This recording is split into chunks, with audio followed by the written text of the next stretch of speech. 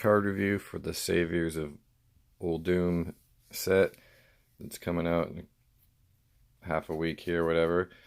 Yeah, I'm doing this stream off of my phone, which I prefer doing on my computer, but my computer keeps overheating.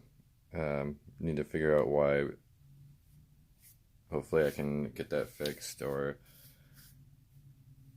soon. But anyway, that doesn't matter for anyone else watching this who doesn't know. So let's get right into this card review. I'm gonna start here with Druid. Here, I'll zoom in there. Make this more readable. All right. I'm gonna give these cards ratings out of a 5-star rating, and then I'm also judging. I mean, I'll kind of talk about it. I'll judge a lot on the future of a card too, but like I'll talk about how it is now and how it could be in the future, because like both are important, especially since there's a set rotation for like 4 months away. So I mean like a yearly rotation. But yeah, get this for just whoops. So untapped potential. It's the new quest. All the classes, of course, getting a quest, and this time around, um, instead of being like a little bit hard to complete, but like almost game winning, or like completely useless, they're they're not very hard to complete. They're not like super. It's not like just play one or two cards. It's not that easy. But they're like most of them are like you can probably consistently complete most of the quests now by mid game, and then instead of it being like a game winning reward, it's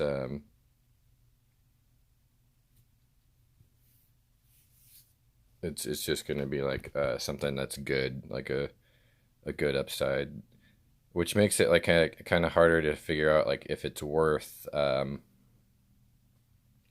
having a quest like in your because if you have a quest you have in your opening hand, so it's essentially like you lose a card in your opening hand, which is pretty huge.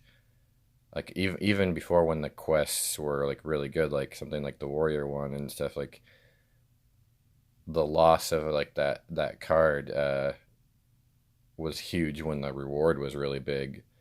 And like so you would think then like none of these quests would be worth it if the reward's like half as good on average.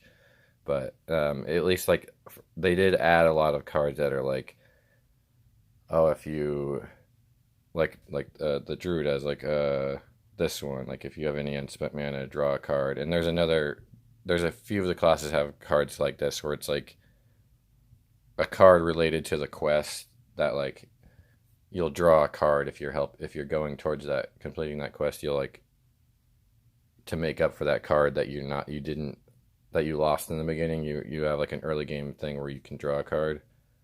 But like this card, it's like you have to have this, like you have to have drawn this card also. So like you might have, it's more like you're gonna be mulliganing for something like this, so like it'll be like a good chance that you're gonna make up for it, but there's also like a pretty much 50-50 chance that you won't, so you're gonna be pretty slow off. So I think like these quests are probably going to have to be only like the stronger, really easy to complete ones are going to work. And I think like this one is just below that, like, or it's, yeah, it's just below that. Cause like,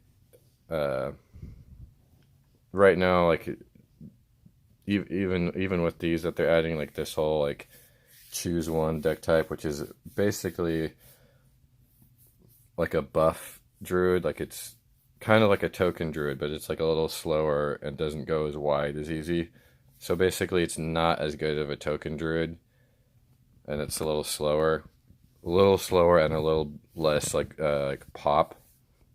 Well, like a lot less pop. And then the other druid that's probably gonna that's been like decent recently, but it'll probably be they added some cards that'll help it is like the Lucent Bark Druid. So both of those I think are going to be better than this deck type. So I think this card's like a 2 star. I'd probably give it like a 1.5 1 star, but um, I think like once things rotate and it'll be like it'll be like Druids like maybe like their second best option. And or well, I mean depends on what they get. Like I mean it has like powerful swing turns and stuff. So yeah, I mean I'll give it like 2 stars. But like I'm not like super impressed right now with it.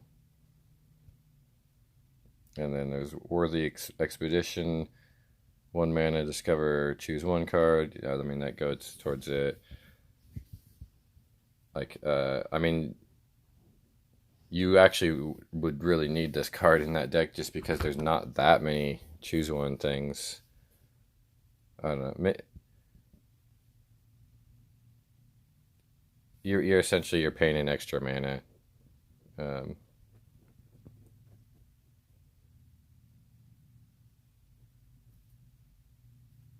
for like the card. And I mean, but you in that deck you're getting both effects. So like the extra mana's, it's not like, I mean, it's a good it's a fair trade. It's a good trade. Like I mean, and that's the only deck that you're probably gonna put this in unless there's like a miracle druid or something.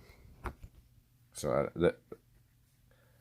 I don't know. This is but definitely not like the star of that deck, and so you probably don't even. Yeah, it's not the star of a deck that's probably like the third best deck. So in that class, so I think this is like also 2 stars. And then Crystal Merchant, 2 mana, 1/4. If you have any unspent mana at the end of your turn, draw a card. This card, however, this is just super good. Like that, you can put this in any druid, and also druid doesn't tend to do it a lot on uh, their turns 1 and turn 2. So and it's got high health, so it's probably going to survive. And on top of just like drawing a card, like um, it's a consistent effect. So it's at the end of every turn, like this can potentially be drawing cards, and because it's got such high health for that low of a mana state, like there's a good chance that it's gonna go off like it's gonna survive like a full turn on. So you might get like 2 card draws off of this, unless of course you're like coining it out or like playing it on turn 2.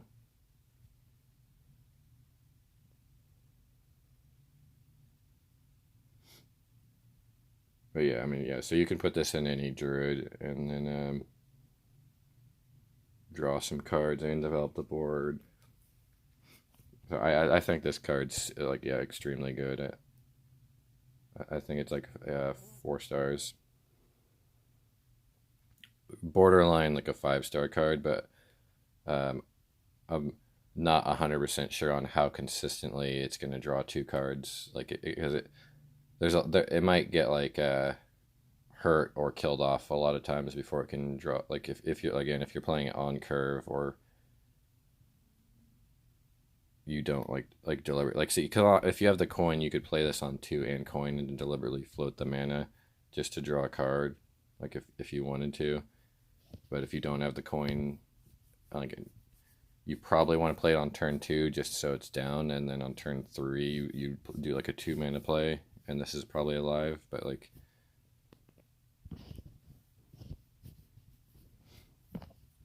yeah, I know it's got low attack, so like other minions can trade into it. Even like other 2 drops can trade into it. So it's not like yeah, it's not quite a 5 star. Bees, 3 mana. Choose a minion. Summon 4/1/1 bees that attack it.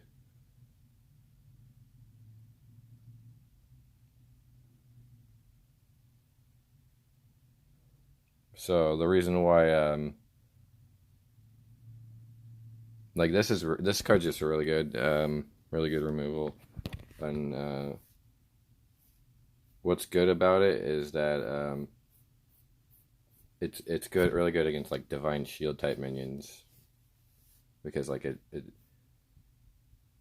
yeah, I mean it's gonna attack them one at a time, obviously, and then it's also, yeah, it's also like if I'm almost positive, yeah, they did like, yeah, when there's bees left over, those live, so that's really saying, like, imagine if you did like swipe on a 2 health minion or something, and then like you had 2 minions left over because of it, like it's kind of like, or like Wrath, like if Wrath killed a 1 health minion, and like, and then you had like 2/1/1s that's got summoned afterwards, like it's just, it's really good.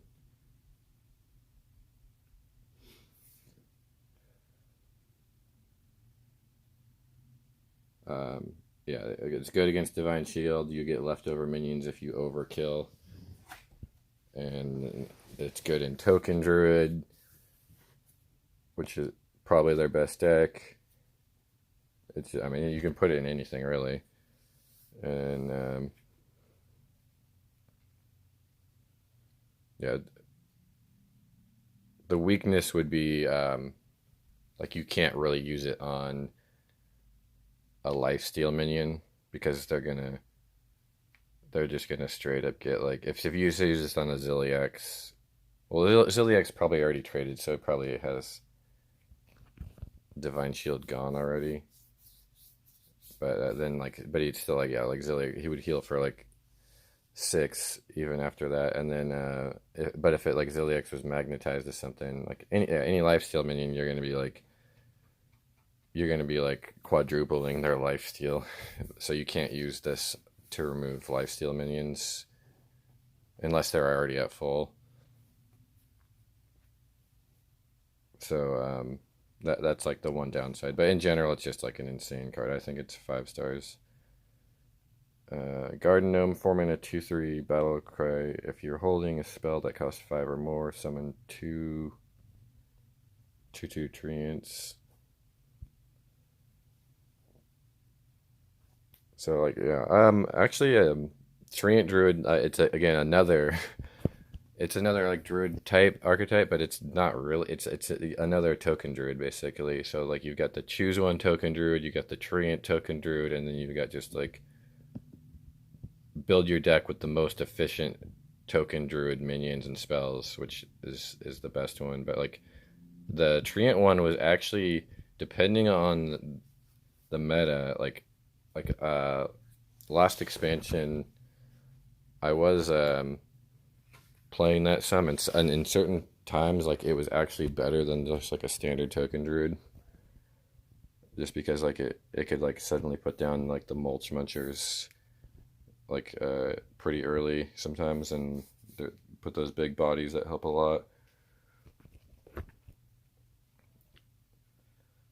And so like this is more support for that.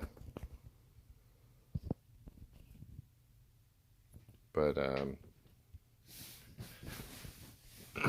it's, so I mean that's not nothing. I'm trying to think. It's I mean, if you're holding a spell that's 5 or more, so like you're gonna be running Nourish for card draw. You'd be one, like, it's just like you don't have that many 5 or you have like the 2/8/8 twin spells. So actually, just off of those, and because those are in it. Hold on a second.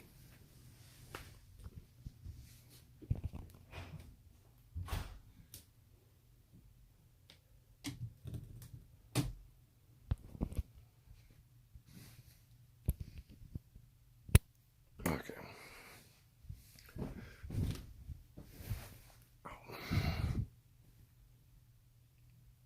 Um, Yeah, like so you're gonna have the 5 mana spell pretty often.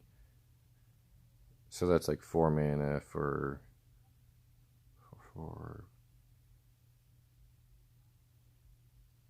6/7. So it's a 4 mana 6/7 in stats. It's pretty good.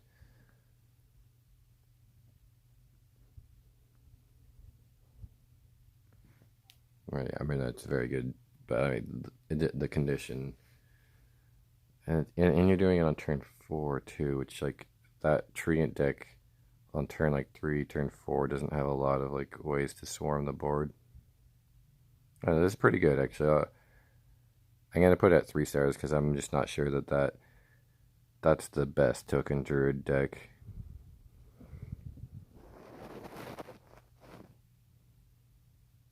Whoops. Where were we? All right. Anuba Scythe Defender. Anuba Scythe Defender. 5 mana, 3/5 taunt. Cost is 0. If you cast a spell that costs 5 or more this turn. Yeah, this card is straight up good. Like this goes in because I mean you're gonna be playing again that twin spell, the 8 mana treant twin spell. So like this is just like that someone's like 5, right? That twin spell one, or yeah. So you could play this. It's like an extra 3/5 with taunt that you can play to protect your 2/2 treants.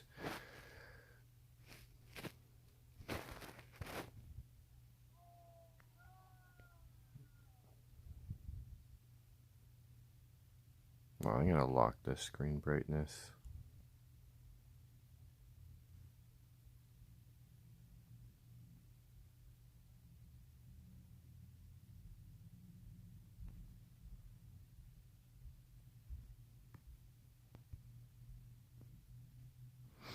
Okay. Yeah, and we've seen this is like the was it the arcane? I forgot the name of it, but it was the 4/4. It was the same as this, but it was a 4/4 and didn't have um, taunt, and that saw a lot of play. And I think yeah, a 3/5 with taunt is better than just a 4/4. And that saw a lot of play. And part of that though was because of Ultimate Infestation, and then Druid is getting a new card that's similar to Ultimate Infestation, but it's not as good, and it might not see play. But it's still like again with the twin spell card and occasional nourishes. This is still gonna see play, so this is just a good card. I think it's like a 4 star.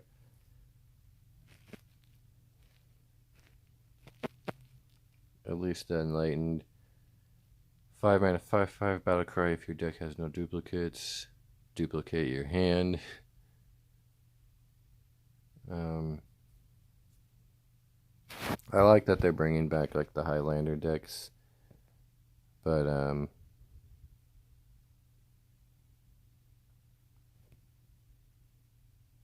they added some neutral cards stuff and some other class cards that do this kind of thing, but I don't think that there's enough yet.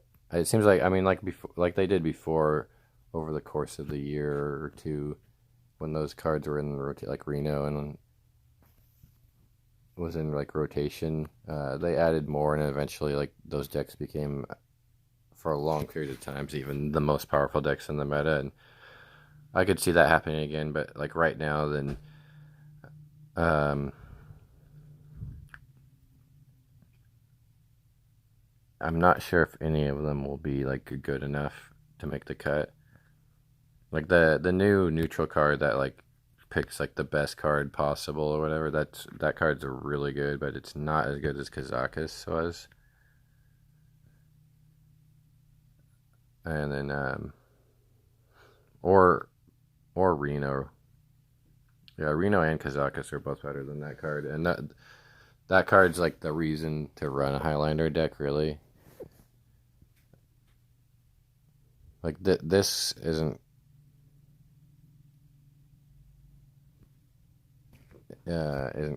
like worth it on its own like those cards are.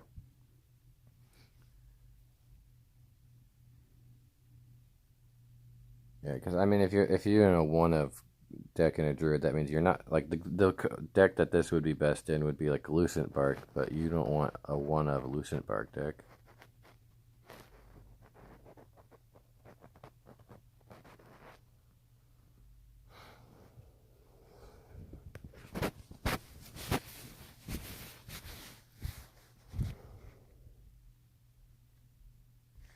All right, Oasis Surger, 5 mana, 3/3 rush. Gain +2/+2 or summon a copy of this minion. Oh, I didn't get this a rating, did I?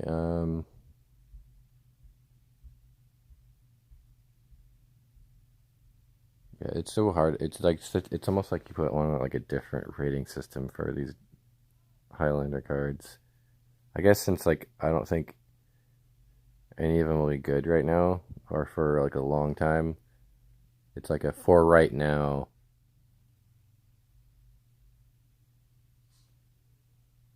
Uh, I mean, I want to say like one star, like 1.5, 1 star, like 1.5 stars, but the Druid one, I'll say this is 1 star for now, because you don't want to do a one of Druid deck. Um, Oasis Surger, 5 mana, 3/3 rush. Choose one, gain +2/+2, or summon a copy of this minion. Yeah, this one's like super strong in that choose one deck. Is it how good is it just not in a choose one deck?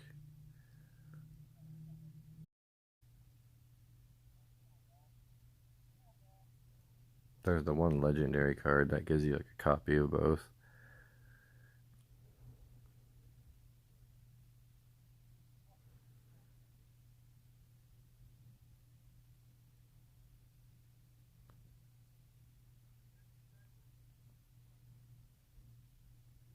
So if you only got one, a 5 mana 5/5 with a rush is pretty good. Or 2/3/3. So it's 5 mana 6/6 worth of stats split into two. That's not that great, but in a token deck, it's okay. But I don't think this has. Yeah, I'm not sure if there's room for this in the token deck because the token deck's already stretched kind of thin. Like, or not the opposite of stretched thin. I mean, because it has like so much stuff that you have to like cut things that you could put in. Isn't really enough in Druid, like for 5 mana.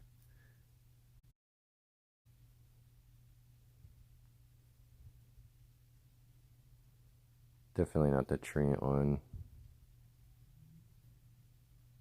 It's a good, like, in a vac, like not so much in Druid right now, other than the choose one deck. In the choose one deck, it's just insane. It's like the biggest reason probably to play is the choose one deck. You like really swing the game around turn 5. I'll put it at 3 stars just because like it's super good in that deck, but that deck's not like the way to go. Hidden Oasis, choose one, summon a 6/6 ancient with taunt or restore 12 health.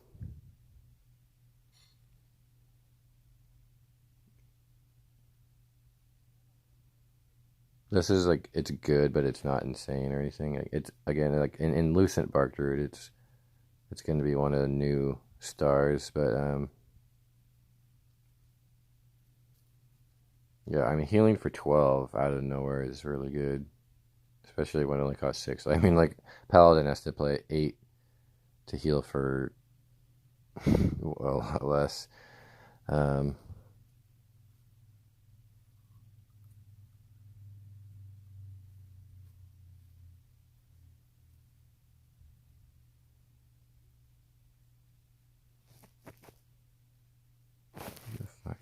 turn dynamic.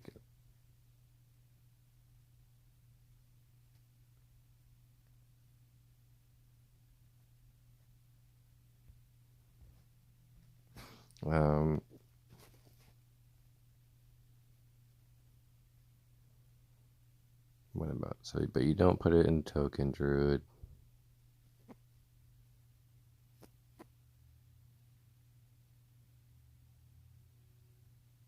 I think like in the future, this card, I feel like I just have a feeling it's gonna be really like common, and like it's a good, it's a solid card.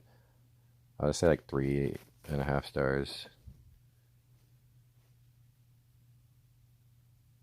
It would be like a lot higher, but not right now. Overflow 7 mana, restore 5 health to all characters, draw 5 cards. So this is their like new ultimate infestation, and it costs 3 less, so you can also have a decent number of cards to pull from to make plays in addition to this. Like, and if you draw, of course, those 3/5s of taunt, you get to play those for free, and you're drawing a 10.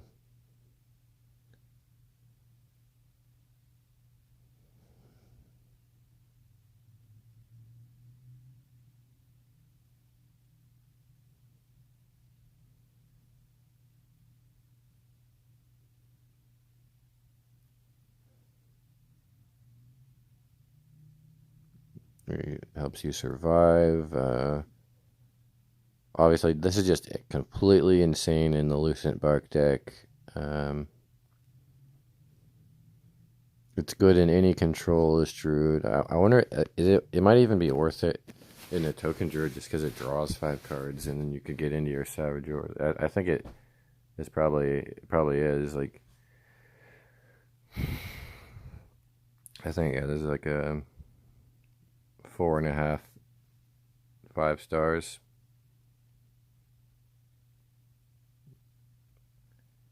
Okay, we're on to Hunter now. Unseal the Vault. Quest, summon 20 minions. Reward, Ramekin Roar. Hero power. Give your minions +2 attack.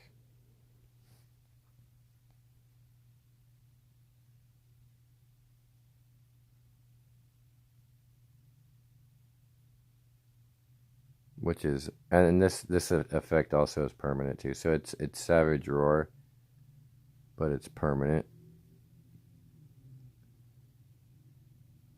for 2 mana. 2 mana Savage Roar for permanent effect, which is strong. And the playing 20 minions seemed like when I first saw this like pop up, this quest, I was like, okay, that's way too many minions though. And it's like, it seems like a too little too late.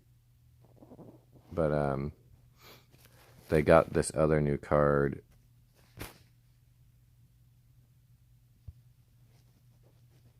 And this alone, let's see, where's it at? Swarm of Locust.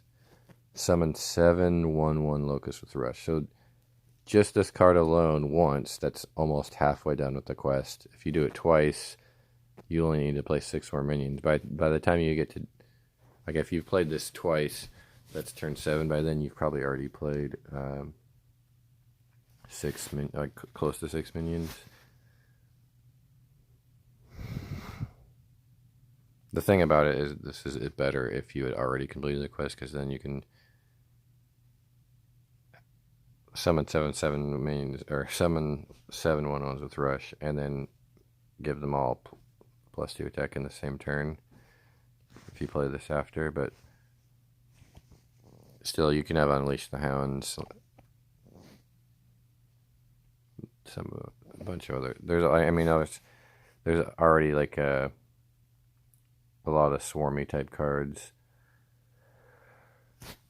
and then they added some more in the neutral set for this expansion. So this actually seems pretty decent.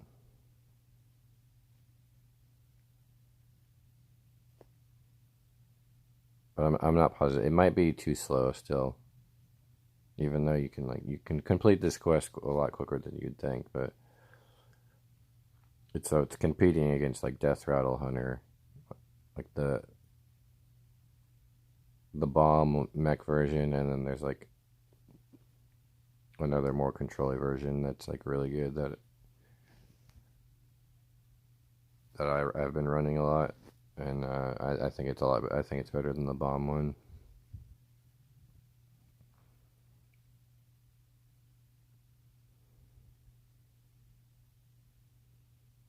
Um, yeah, no, and those decks are so good, and then obviously the other hunter deck is like the more like mid-rangey one that shuffles the beasts back in the 4/4 buff or the buff like you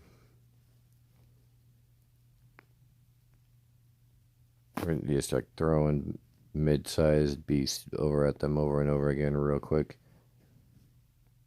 I wonder if you can you put this in that?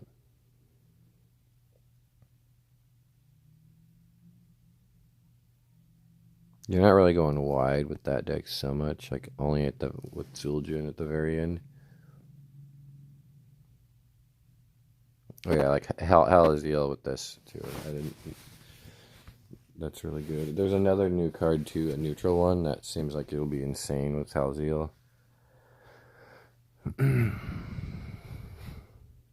So I don't know. It could be. It seems like it has a lot of potential. Like with the new deck, with the new card that they didn't even put in there and on that reveal stream.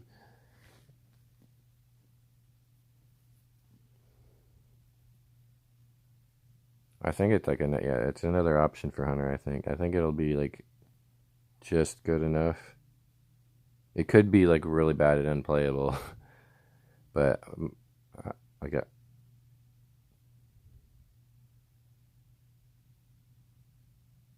my feeling is that it's just good enough. I'm gonna give it um, 3 stars. It was like good, but I don't like. It's not like outright. I could obviously insane. Pressure plate. 2 mana secret. After your opponent casts a spell, destroy a random enemy minion.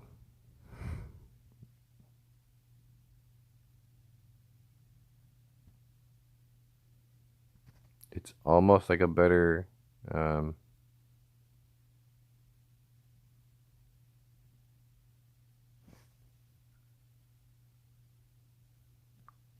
better version of like the secret they already have, like the deal 4 to a minion that gets played.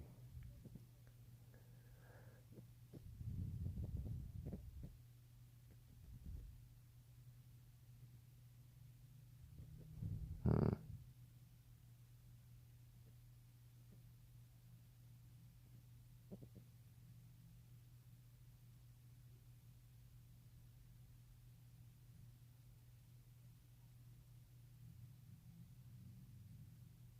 But you're probably still, even if you know this exists, right? How are you testing for the secrets here? You're probably still like trying to test for freezing drop first. So you probably will have played like a rush minion or have one on the board.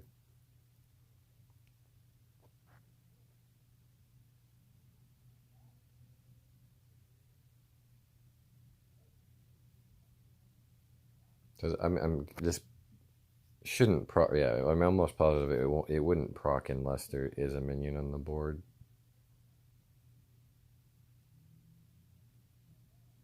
So I mean, that could confuse them too because they could cast a spell and they would like in the subconsciously they'll think like, oh, I cast a spell already, so it's not that card, even though they're not thinking that they didn't play a minion or something.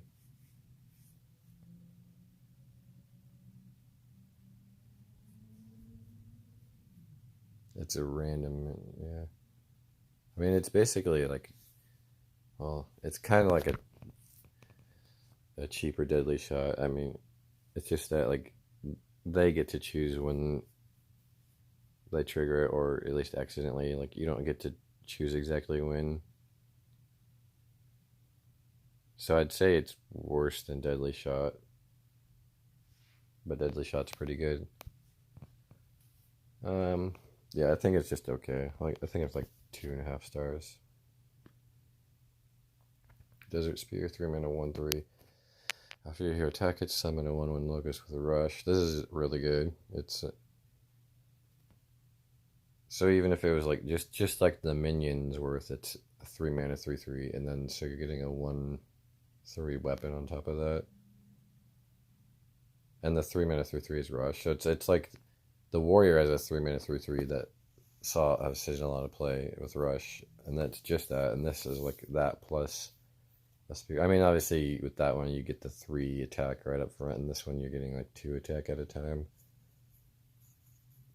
But you're getting a total of 6 attack, and like it's very good. I think this is 4 stars. Hunter's Pack, 3 mana, add a random Hunter's Beast, Secret, and Weapon to your hand. This is good because like Hunter's got a card draw problem, and it currently like the Hunter decks are really strong. So like I don't think this will see that much play right now, or if any, just because like there's not room for it. But when some of these the Death Rattle Hunter cards are going to rotate, and this is going to become a lot better.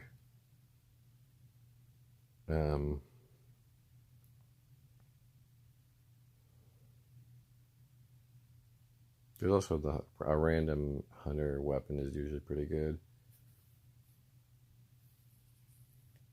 The beast is not that good, but it's something to play. And then the secret's usually pretty good. Yeah, so it helps them out with their card draw problem. And then with Zul'jin, then you get all this stuff again. So I think it's right now it's a 2 star, but it's going to become a 4 star after the next rotation. Battlecry, copy a random beast in your hand, 3 mana, 4/3.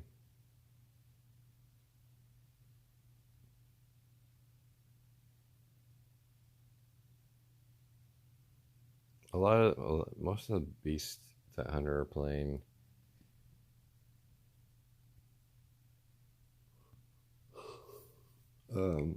are generated from spells, so this isn't that great. I know it's like 1 mana less, but it's got kind of like if you did play this card, it would be competing with Houndmaster. I don't really see this, except for maybe like if you're trying to get like more of that legendary, or like maybe this Alpha Hyena.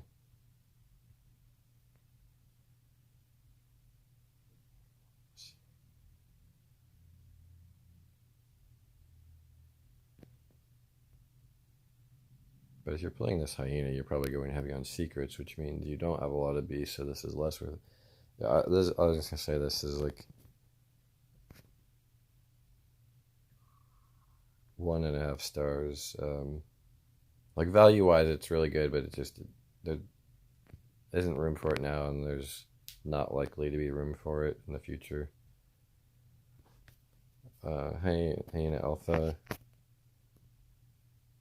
If you control a secret, summon 2 hyenas. This is just like in a secret deck. Obviously, this is really strong, and obviously you wouldn't play it in a non-secret deck. But secret hunter decks always come back in. They're not so great right now. They did get a little more support. They got like a decent secret.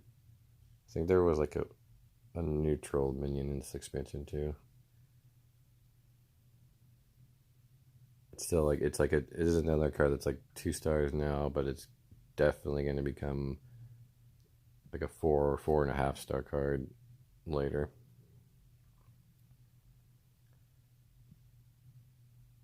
Wild the Bloodsting. Oh yeah, not the legendary. This epic is really good. wish this was neutral. But a 6 mana 6/9 beast. Summon a minion from your opponent's hand and attack it. So this is like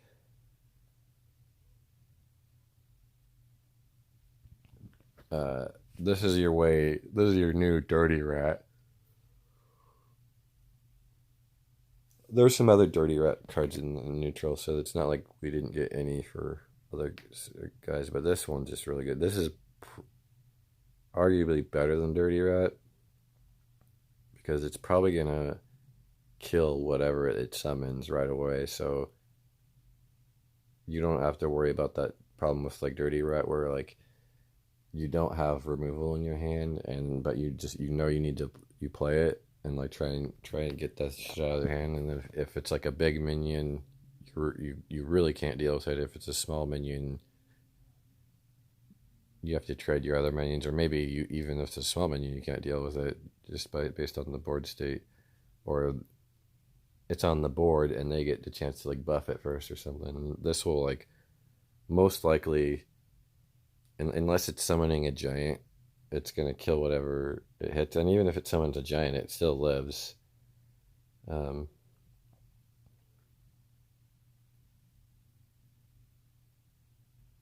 it's a beast, and yeah, so and it's just like stat wise, a 6 mana 6/9 is a good body for that deal. So it sucks that it's an epic. Like it feels like this should have been like a rare or a common. They're getting you on this one. This is like a must craft. Yeah, I think there's a 5 stars.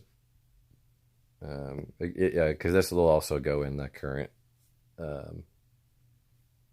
beast, the mid range beast one. Yeah, really like any hunter deck if you need to be dealing with like combo minions, disrupt like a combo deck, like this is worth putting in.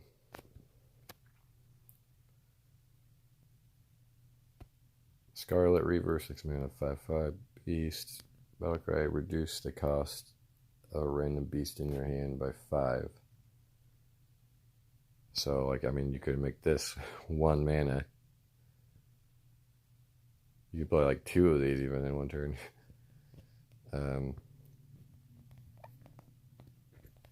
Yeah, this is really good.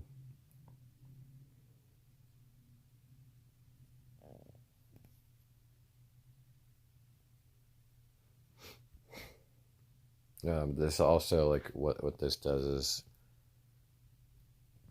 it's probably going to be really frustrating. But again, with that deck, you can make a Tundra Rhino free, and that's extremely dangerous. You could make a Starving Buzzard free, and so suddenly like Starving Buzzard becomes really good again, because then you can like again like with the Hunter's card draw problem, a lot of it came about because of the Starving Buzzard nerf, like when that originally happened, because that was their main card draw. And like before that, their card draw was pretty good. It was actually very good back in the day when Starving Buzzard was like 2 mana or whatever. It was like 2 or 3 mana. I think it was like 2 at one point, and then it got nerfed to 3, and then it was still like a really good. But yeah, so this is good for if you want card draw now. You can put Starving Buzzard in this. Of course, this is random, but like yeah, like again, since a lot of times hunters beasts are generated by spells, like this is gonna hit good stuff a lot. Yeah, you can do OTKs if it hits the Tundra Rhino, and you can. I mean, that hunter deck already has like a way to OTK, but it takes like a long time to get there. And like with this, you're gonna get there a lot faster and more consistently.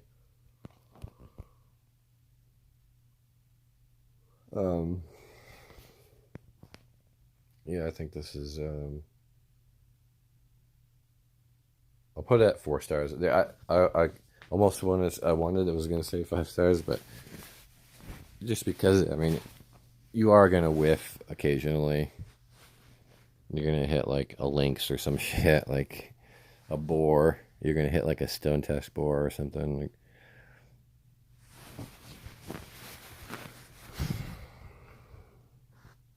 Swarm of Locusts, 6 mana, summon 7, 1/1 Locust with a rush. Yeah, this is just super good.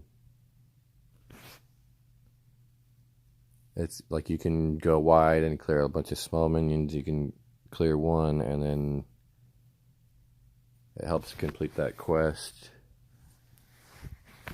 This is actually just. I know it's like double the cost of Unleash the Hounds, but. Right, Unleash the Hounds does have charge too, though. So you could like go to the fate. Yeah.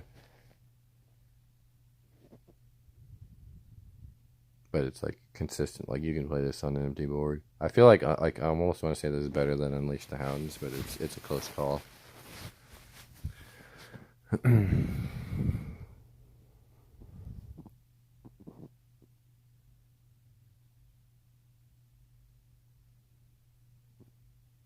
I think it's good. I thought this was like 3.5 stars. Dino Tamer Brawn, 7 mana, 2/4. If your deck has no duplicate, summon King Crush. Forgot about this. I just saw that. Now with that other card too, this might actually the other new neutral Highlander card plus this might actually be worth doing a Highlander deck for.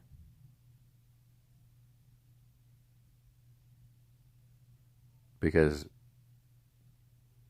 it doesn't have Beast though, so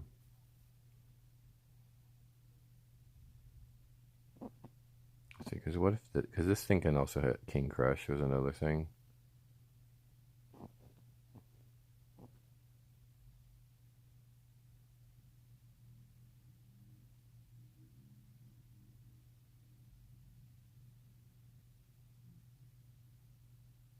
You could do the beast at your died this turn is 3 mana, right?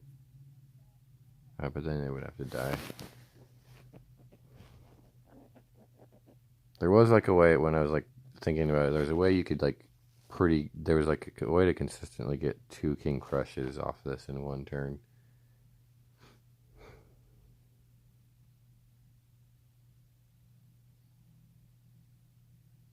I'm like blanking out right now.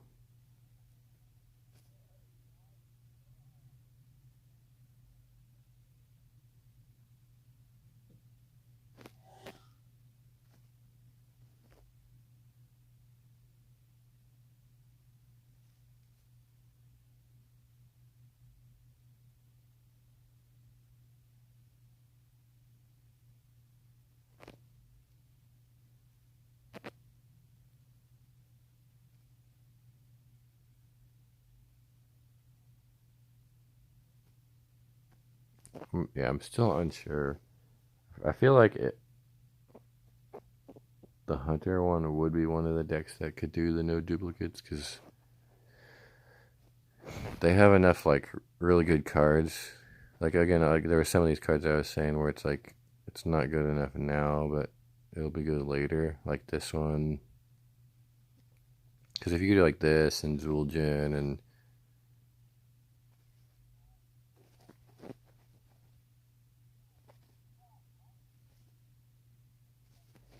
because one thing about the Highlander decks, even though they don't have, I feel like they don't have enough of the Highlander specific cards right now, and they probably will in the future.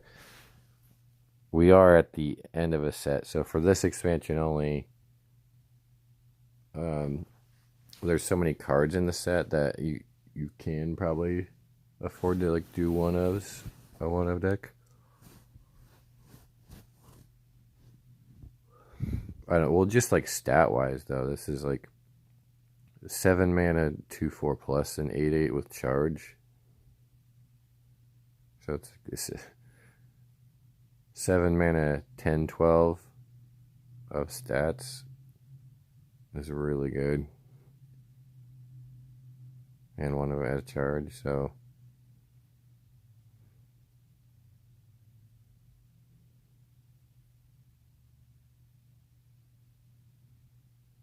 Is it going to be bad or good?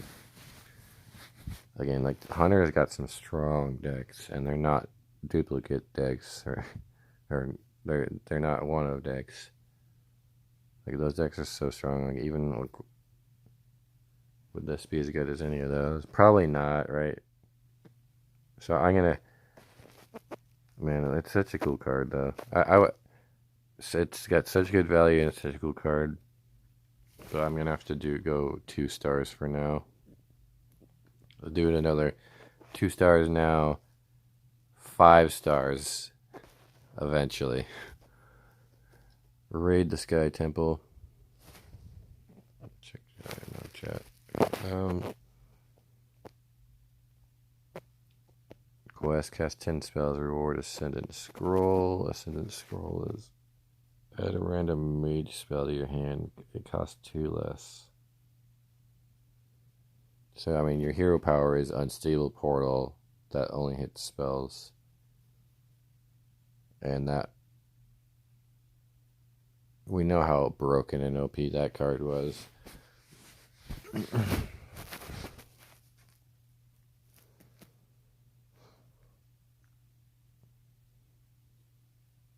And spells are better than minions.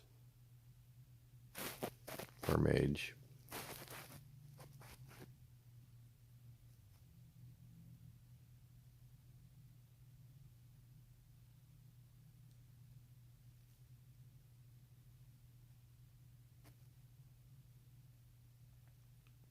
It's competing with like the giant Exodia / Cyclone Mage.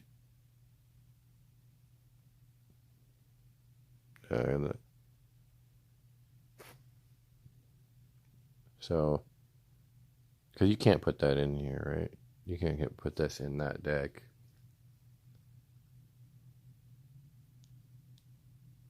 With that one, you're like slowly playing some spells to stall.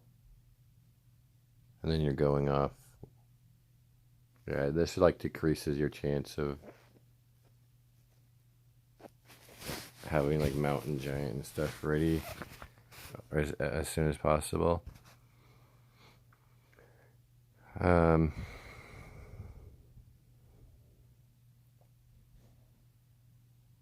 that power is one of the stronger ones, I think.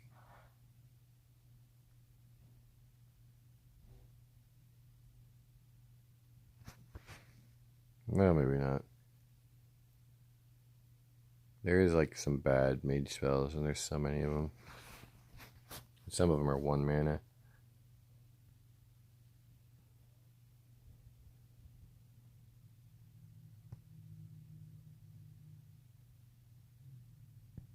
I'd say...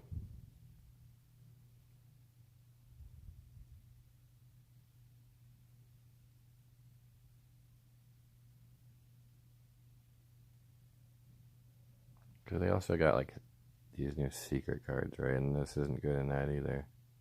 I'm gonna say 2 stars. It's not likely. It's just like bad. It's not unplayable, but it's not likely to be playable.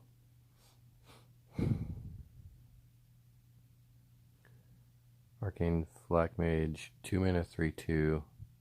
After you play a secret, deal 2 damage to all enemy minions.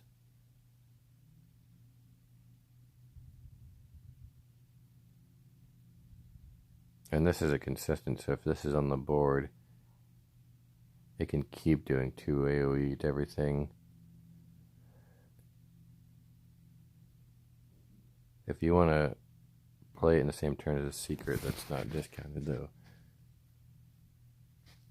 It's gonna cost 5 to do the 2 AoE, but you're getting a secret out of it too, so it's just really good. There's no way this won't be an insane card eventually, and it already like secret might have got enough support to where like you can go in aggressive secret builds. Let me see like what else did because they got like that's another thing.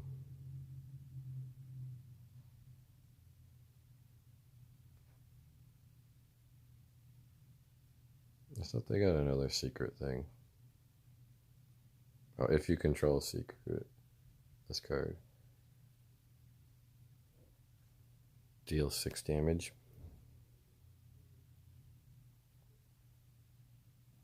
And you can do go face with that too. They think they might secret build, and it's an elemental, so you can do elemental invocation with this. I think secret. It's hard to tell without building it for sure, but the secret mage might be a thing already. And then I forgot about this too. The new secret after minion attack. It's like deal 3 damage to all enemy minions. It's basically like flame trap for hunter, but it's it costs 1 more, so it does 1 more damage, but only to enemy minions. But three damage is so much more significant than 2.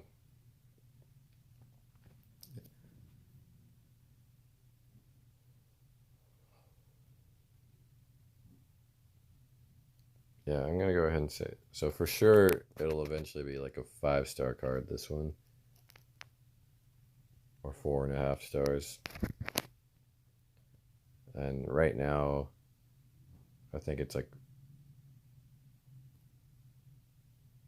3.5 to 4 stars.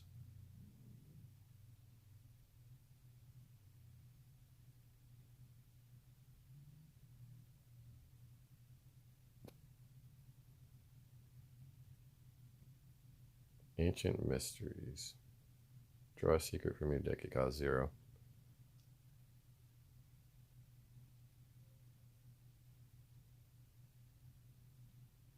Oh, I didn't even. Yeah, and I forgot about this. Damn. Yeah, I guess they got a whole bunch of secret stuff.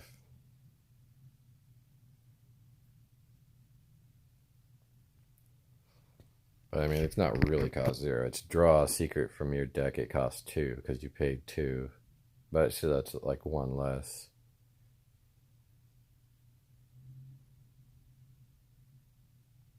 Or slash 2 mana, play a random secret from your deck. But you don't have to play it that turn if there's like a better setup. Like that, if it's like the 3 AoE one, you wouldn't necessarily want to play it right away. So this is like a lot better than just randomly playing it.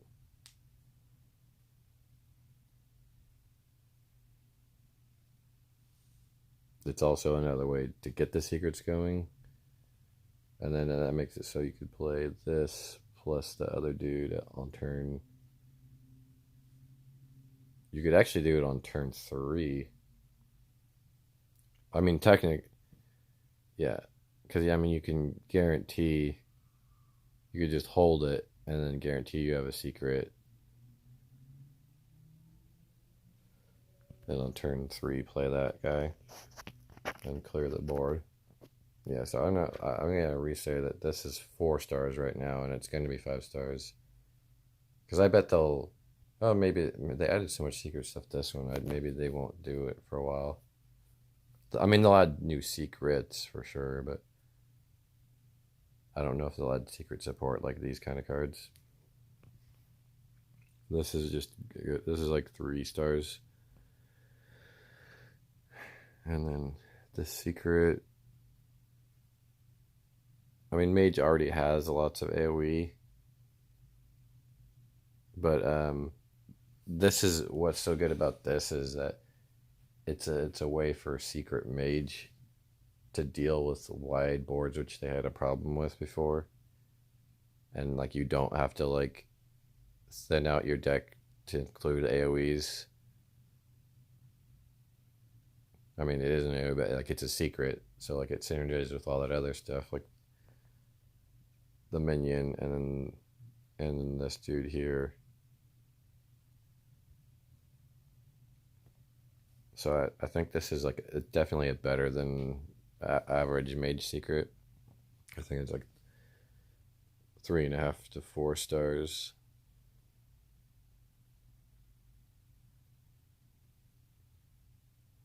And I'll just skip back over to this guy since I'm doing all the secret stuff. Yeah, 5 mana, 4/4 elemental. Battlecry, if you control a secret, deal 6 damage. That's just really strong. Yeah, no, since it seems like another one of the eventually a 5-star card. Right now it's probably 4.5 stars. And it's an element. Yeah, like I said, it's elemental, so you could use elemental invocation or your elemental synergies, which Mage has a lot of. Okay, go back to Dune Sculptor, 3 mana, 3/3. After you cast a spell, add a random Mage minion to your hand.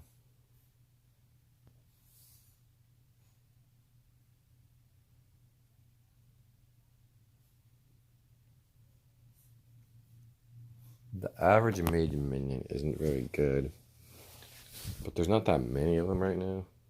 You could get the dragon, which would be sick.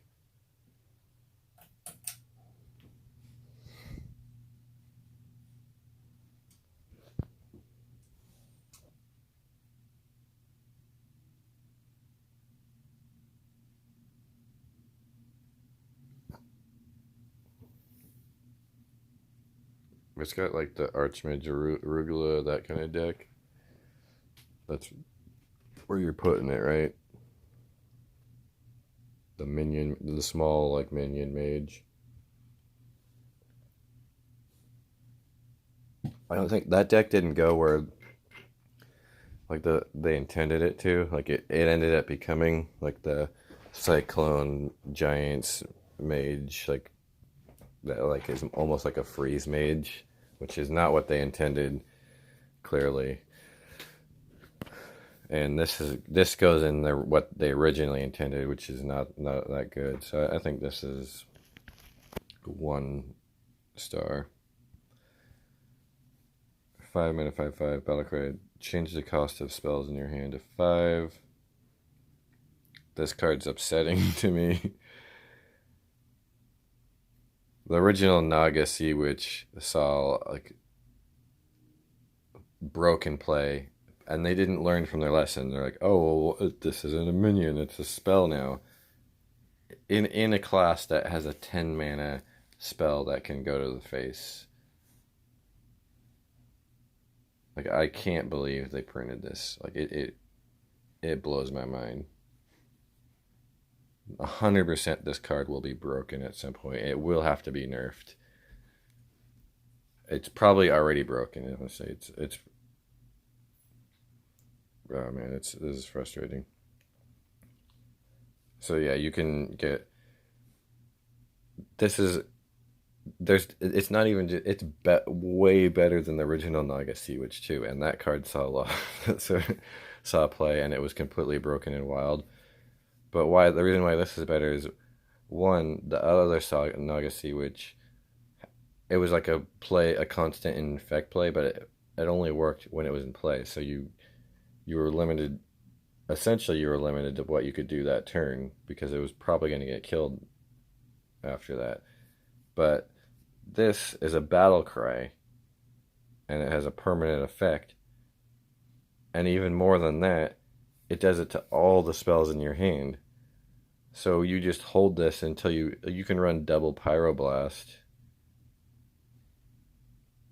And this is going to make both of them 5, and you could go 20 to the face after that. And it's going to make Flame Strikes cost 5, so you go like...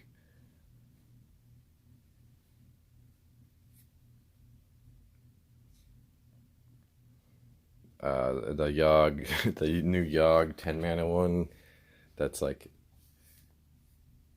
You probably put that in this just because then like it's like a Hail Mary, you can just like clear the board and maybe kill them randomly. So yeah, I mean you Alex draw you wait till you have double Pyroblast. You play this, and there's 2 of them too. So that greatly increases your chance that you're going to have that going already. You could play the first one if you like have. You could play like the first one if you have like two of them in your hand. You could play one of them early to make like Flame Strike playable on turn 6 or something like that, or Blizzard on. Yeah, Blizzard becomes turn 5, so you could play Blizzard and this on the same turn. The same as like Flame Strike. You play Blizzard and this, so you could play Flame Strike or Blizzard and then have a 5/5 on the board. Again, if you have Caligos too, or depending on the filling your hand with random things, you might be able to get three, three Power Blasts. But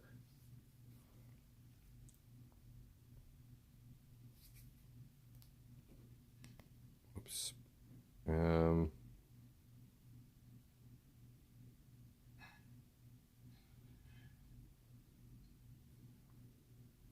I'm trying to think of like why this wouldn't be good. Like the only downside of like doing a double Pyroblast deck is like you those cards are gonna be useless early on, and like yeah, like you don't want to be drawing 10 mana cards in your opening hand. That's gonna hurt you. But like the thing is that mage, we've seen from the Cyclone mage is that mage has plenty of AoEs and freezing to stall the board. That it's essentially a freeze mage deck. So you do the same thing here, and then you throw in Antonitis as a backup plan.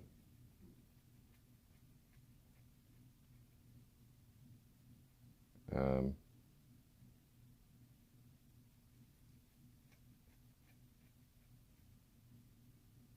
yeah, cause, oh yeah, what was I was saying like, yeah, turn 9 you Alexstrasza, so they're at 15. So before turn 9, you could even if the dream is like you already drew your Power Blast, you play this, so you got 20 damage in hand ready for turn 10, right? And on turn 9 you put them to 15. Turn 10 you kill them and you have 5 to spare in case they have a little bit of healing, like the Ziliax or something. And that's assuming you don't ever use any fireballs, frostbolts, or anything like that.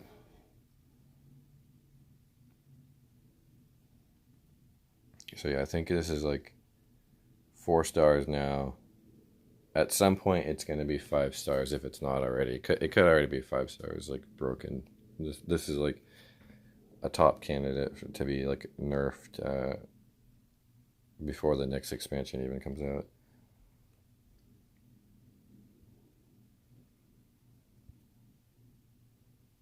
Reno, the Relicologist. 6 mana, 4/6 battlecry. If your deck has no duplicates, deal 10 damage, randomly split among all enemy minions. I mean, that's just like really strong. It's gonna clear anything except for 2 giants. But yeah, in this meta right now, you're gonna have double giants on the board, so this actually isn't gonna clear the board a lot of time right now. It's good against Token Druid. But are you gonna be running a no duplicates mage? So you could put this in? No. Not right now. Like this is what I'm saying. I was saying it's like yeah, like the neutral, no duplicate, like the 2 mana one that gets like the ideal card for you. That one's really good, but that plus this still isn't enough to not play Conjuring Calls Mage instead, or like some kind of Naga, which one you wouldn't want to have a no duplicate. So I think it's another card that's like this one's 2 stars now. I think it'll be like 4 stars later. Tortolan Pilgrim, 8 mana, 5/5. Discard a copy of the spell in your deck and cast it with random targets.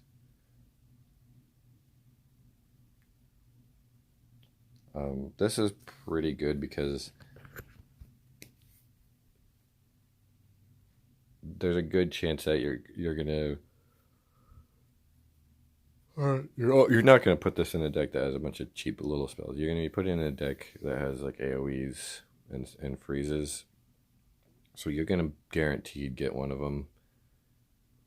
So it'll be like playing a Blizzard or a Flame Strike, and then for an extra mana or two, getting a 5/5 body, which is really good. So I think this is, and it's like an extra copy. It's not taking it from your deck. So you get you get an extra AOE on top of it. This is probably going to be a one of in Conjuring Calls Mage, because I mean that's so good, and that deck already has like so much put into it, but it has like some flex cards, and I think this is going to be one of them. I don't think you put in two, because that's just. I mean, because again, it's another target for Conjuring's Call, and then like it's something you'd want to hit because it's like becoming an, it was an 8-mana 5/5, and it's definitely going to get upgraded big from that.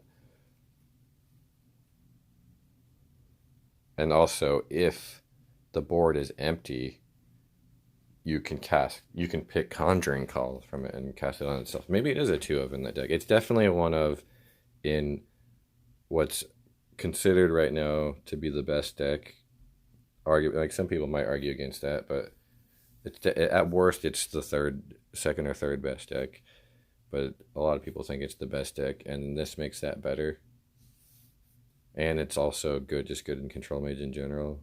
So yeah, I think this is 4 stars.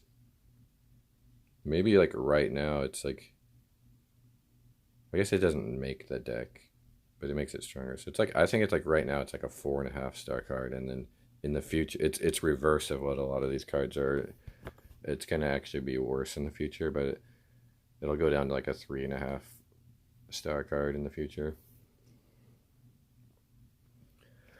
Puzzle Box of Yogg-Saron. Cast 10 random spells. Target's chosen randomly for 10 mana. Or 5 mana with the Naga.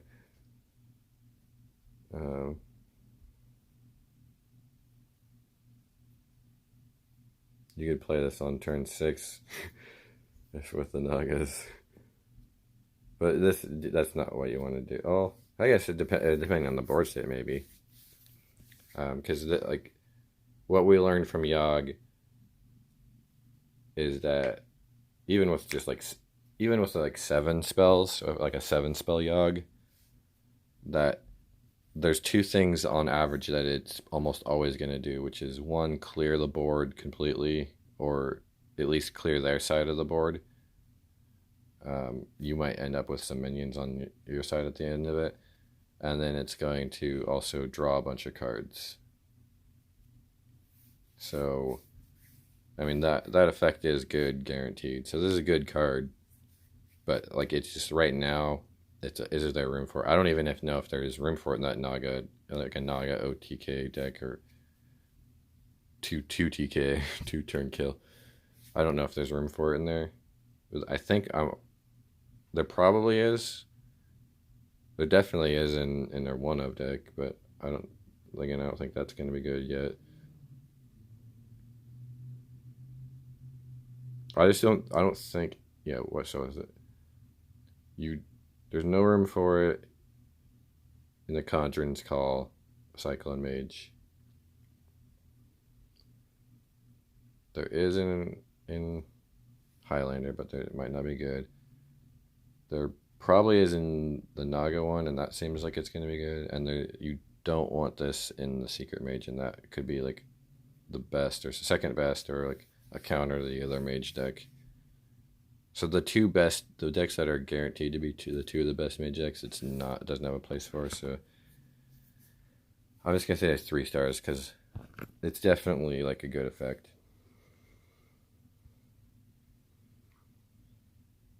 Brazen Zealot, we're on the Paladin now. 1 mana 2/1. Whenever you summon a minion, gain +1 attack.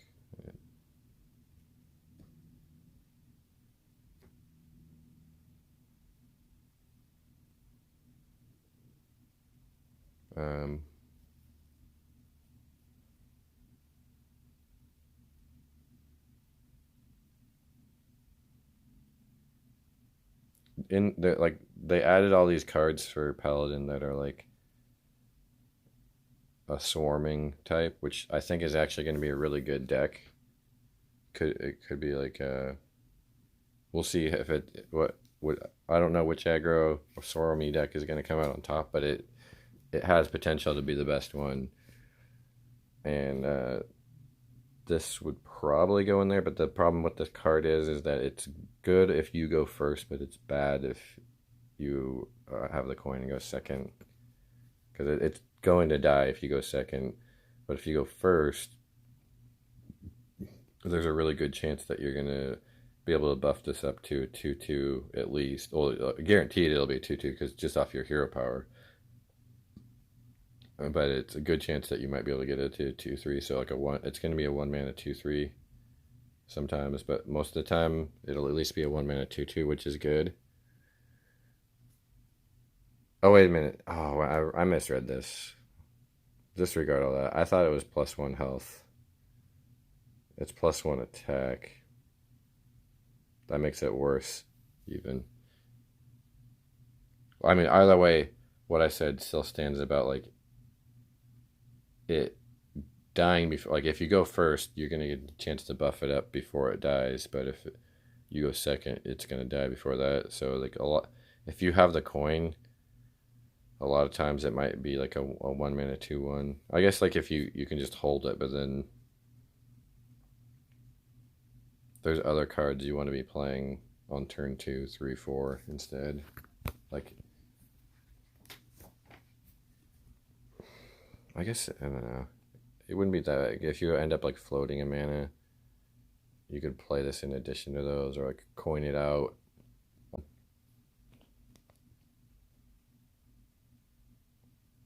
And it's taking up a slot in your deck. I don't know if there's room for that.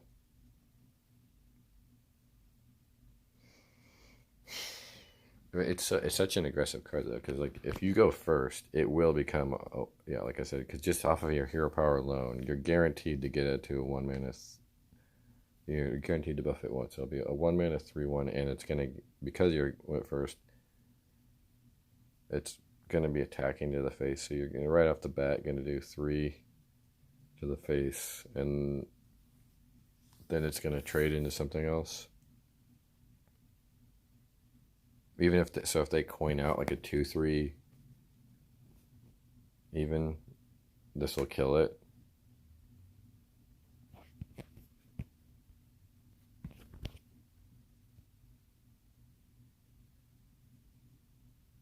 I think it's okay. I say like 2.5. I just feel like it's not gonna make the cut, but it could. It's gonna be one of those cards that like, man. I was gonna say against the, like if you're trying to blow out like the mage or rogue early, but then they can both kill it like right away. Yeah, I'm gonna say 2.5 stars. Making mermies play 5 reborn minions, reward per wraps. Hero power. Summon a 2/2 copy of a friendly minion. This is, I think, what maybe the best one. I'm trying to think of all the quest ones. It's definitely one of the best rewards for the quest, and it's pretty easy to complete too. I guess you don't get to it like, it's easy to complete, but you can't complete it super fast like some of the quests.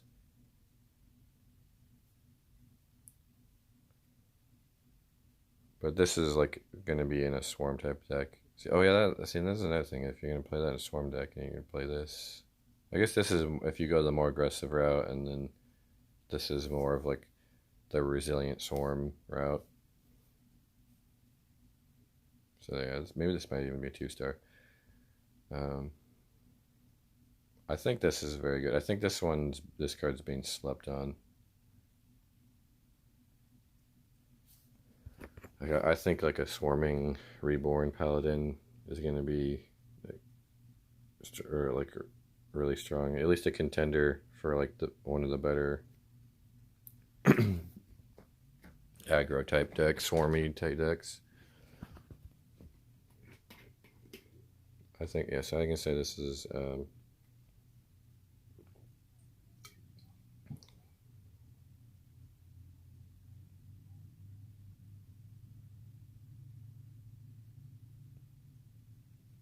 because you're not gonna be blowing them out with like a burst in one turn with that deck anyway, so this will just make that stronger.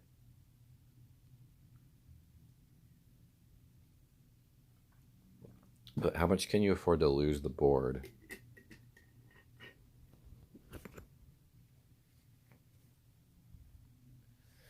Because I mean, this is going to cause you, because you're not doing anything on turn one because of this. That's probably when you're going to be playing this card.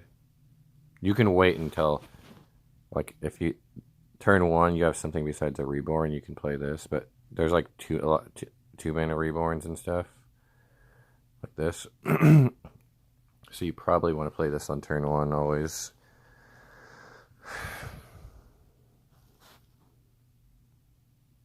But drawing one less card. When Paladin already has treble card, did they get more card draw? I guess you can discover card draw. Oh no, that's no duplicates.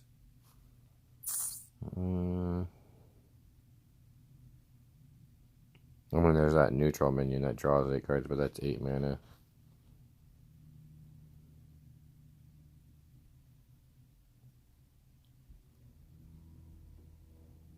Oh yeah, Murloc Paladin's coming back too because of this.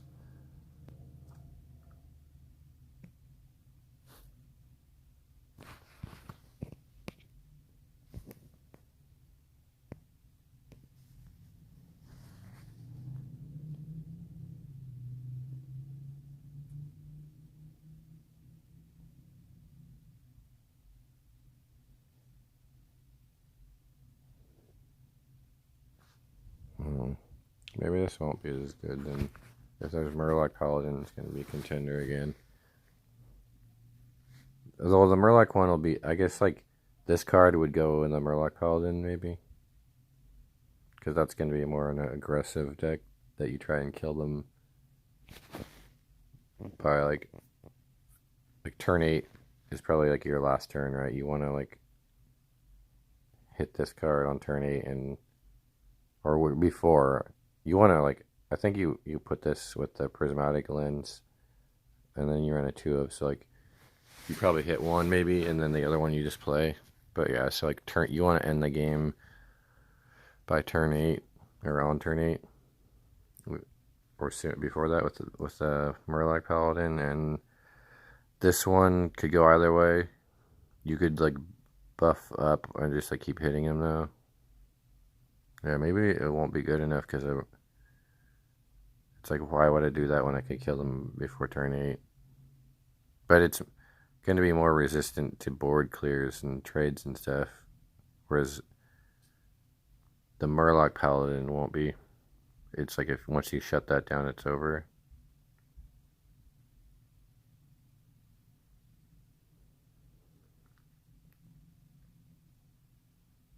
And this is summoning a copy of it.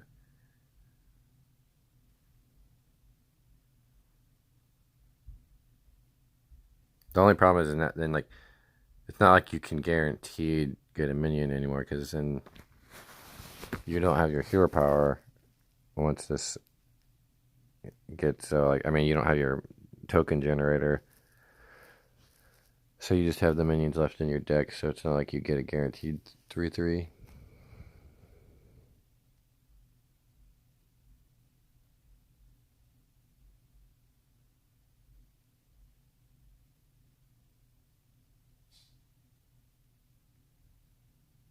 But even just like summoning a copy of some of the minions, just that alone has to, yeah, that alone with some of the just like the in effect minions, that has to like push, like if the deck was like struggling to finish or like keep up with getting clear, like at some point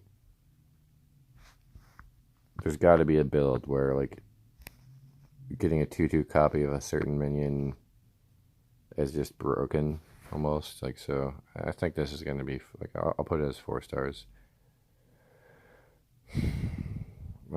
Sir Finley of the Sands.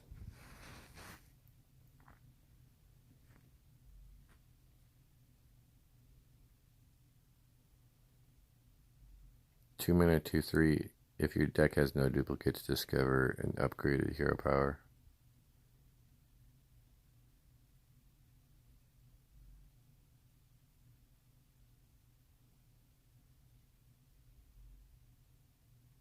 This actually might be worth it. Like the Highlander, but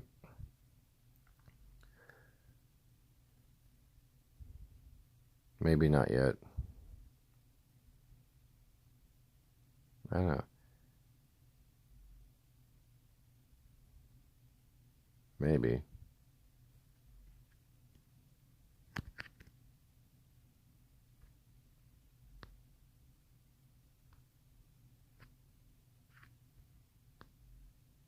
Could you go like an aggressive Highlander build and try and go for like the Hunter hero power or the or card draw?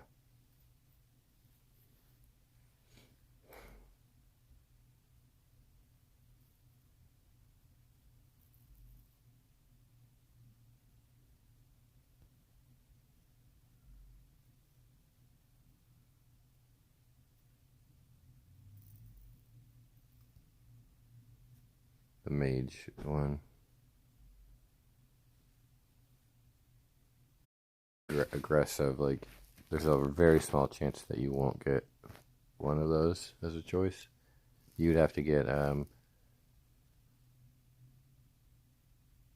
the like warrior, priest, and shaman. Like you would have to get those 3 options together.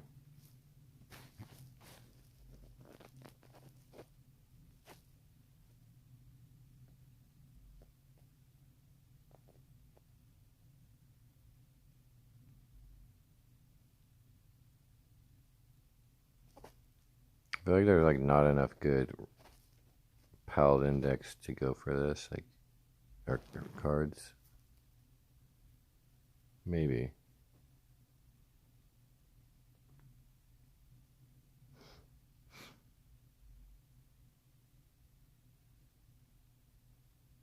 You don't want to do it with the Murlocs.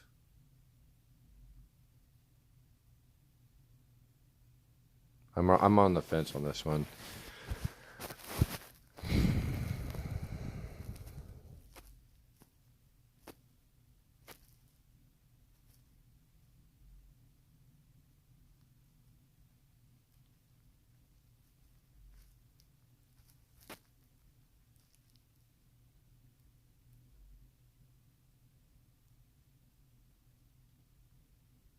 I'll say 3 stars. Micro Mummy, 2 mana, 1/2, reborn. At the end of your turn, give another random friendly minion +1 attack. And it's got, yeah, it's a reborn. So this is just super, super good. This is a 5-star card. So, like, if you played it on turn 2 and it buffed to nothing, it's a 2 mana, like, the stats are 2 mana, 2/4 in stats. But if there's anything on board, it gets another +1 attack. So like that 1 attack minion would be a 1/4. And it's a mech, and it's got reborn, so it's like it's sticky, and it's a mech, so you can magnetize on it.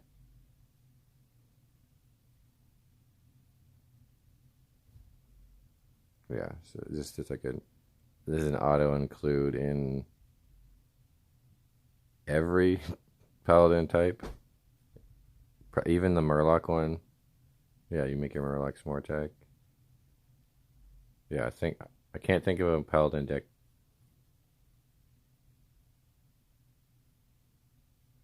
Unless like a specific prismatic lens gimmick. No, this is better than that because then you can make your you make your Murloc uh, card cheaper. Make it 2 mana if it hits this.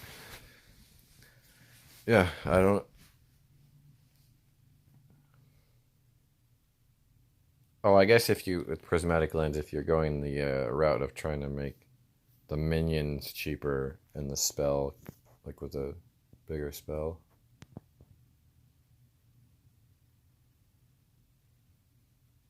I know it's always like the cheap spell, right? You want the cheap spell and it swaps with the minion, or the cheap minion stops with the expensive minion swaps with the cheap spell. Oh, never mind. Yeah.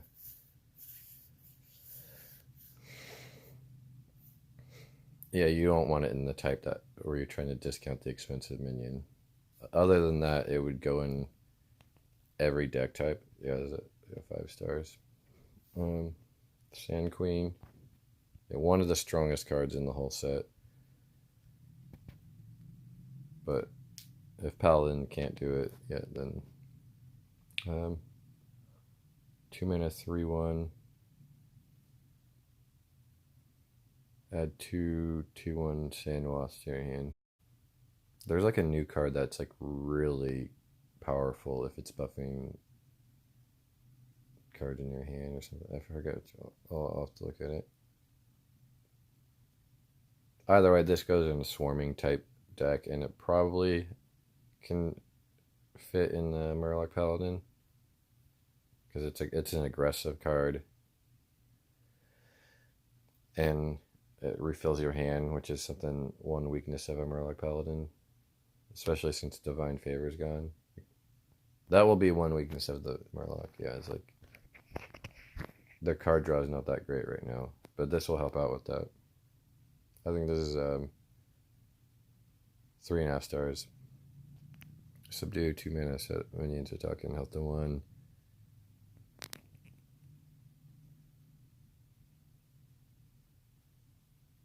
It's similar to there's like a card that was like wasn't it like the same price for like set a minion to 3/3.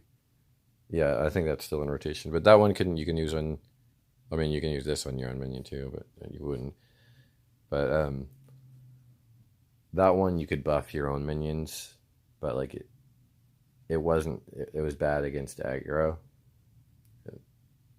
This is just purely defensive. It's a good go. I feel like it's not as good as Aldar though, because like Aldar, you get what really matters is you get rid of their high attack, and then you get a 3/3 body that can trade in this stuff.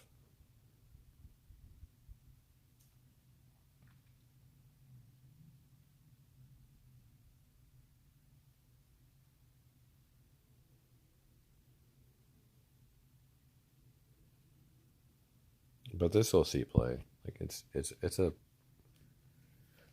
a pretty good card. It's not like amazing. I think it's like 3 stars. 3 mana 3/1.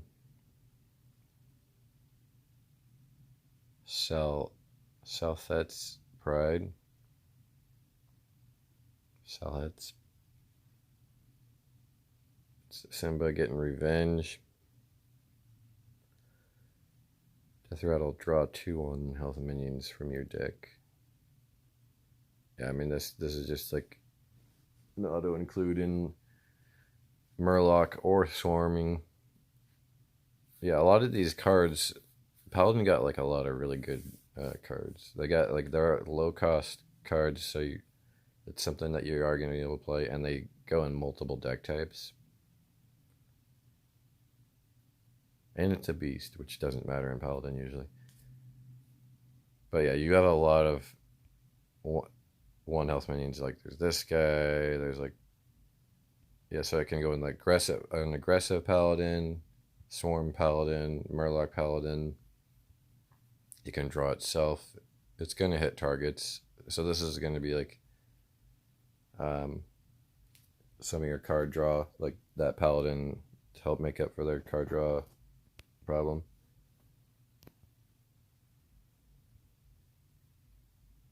This is Yeah, because this works in like every type. I mean, besides control, I think this is like a 4.5 stars. So good. Maybe I guess 4 stars. It does only have 1 health. That's for a 3 mana, but it's got like. But I mean, just card draw alone. Like card draw is supposed to be, isn't it like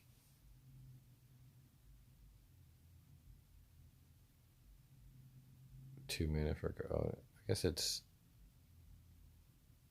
like a card draw. Drawing a card is worth like 1.5 mana. So it's like just the card draw alone, you're getting the value of the card, and on top of that, you're getting the 3/1. So yeah, it's a good value.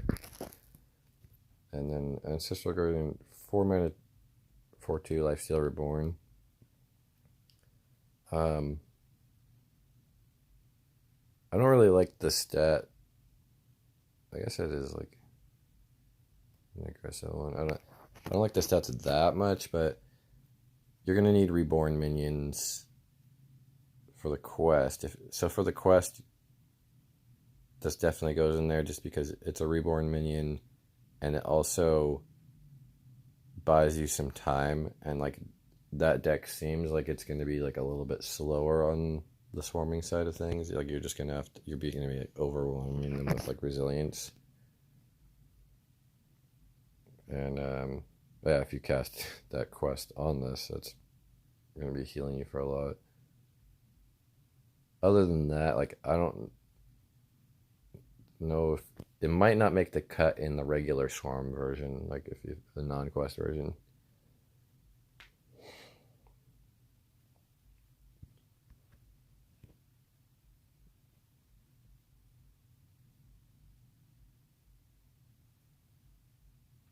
I mean, because then it's like it's a 4 mana 8/4.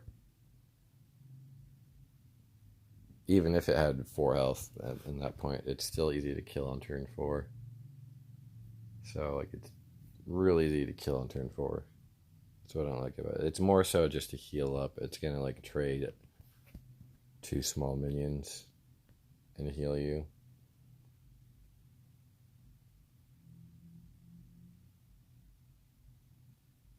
But they're probably gonna kill at least one of the bodies with the spell. So really, it's only gonna heal you for 4, probably.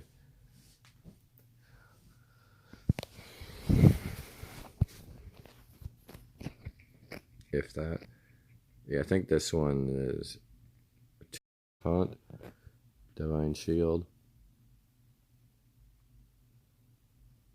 It's similar to same cost as Spike Ridge Siege was. It's not as good as that, but it's better offensively though. So you can put this as like a one of and like a Murloc one. I don't know, maybe no. The Murloc one you would just probably want Blessing of Kings.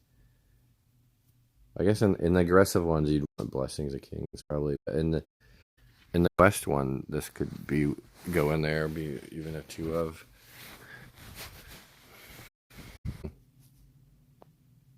Yeah, I think it's 3 stars. I think pretty good. Definitely good in control decks, but the control paladin's not a thing.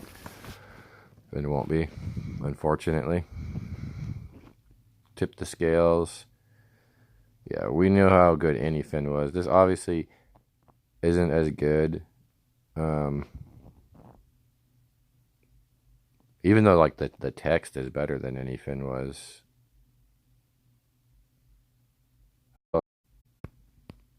If you already drew your Murlocs, then that would have been better. But this doesn't require them to be killed off, and you know which Murlocs you're going to be getting pretty much. Definitely if you have Deck Tracker.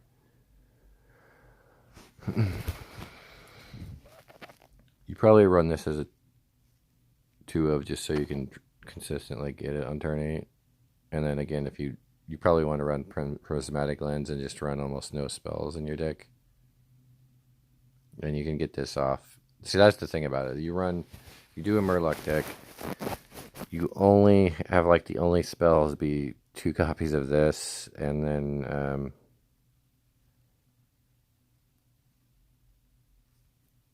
you can like consistently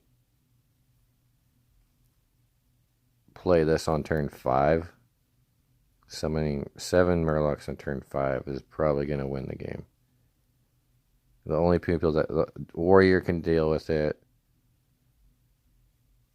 and then Mage can deal with it because they can freeze the board.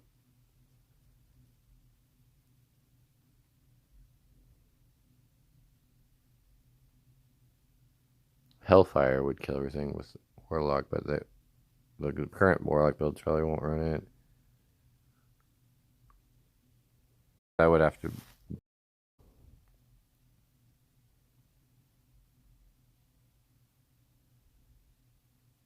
Yeah, the main thing though that makes this not as good as the anything is that back then, besides War Leader wasn't also would be pre-War Leader nerf. You also had Old Murkai, so you'd just with that card alone, you'd like burst them for like 9, like usually like 9 damage or more, like 12 damage right off the bat. And then with the bluegills would be like another, usually like yeah, a bunch more damage on top of that. But it's really good. I think it's the first time that like prismatic lens will like consistently like, or it'll see like consistent play like that. I think it's a 4-star card.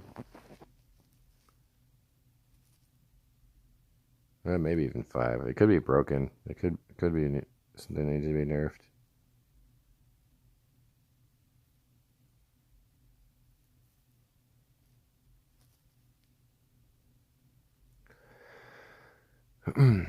On the priest. Embalming ritual. Give a minion reborn.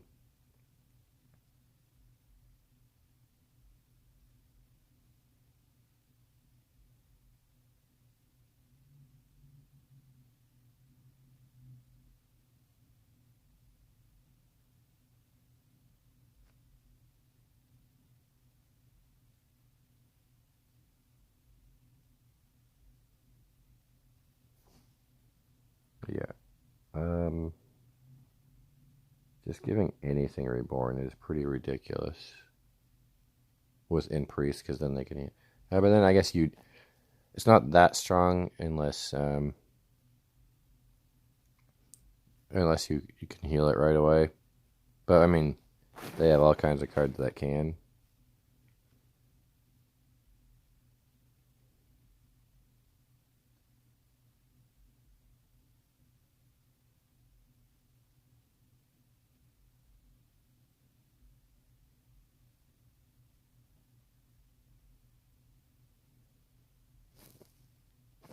It's a good card for sure, but I don't know how good.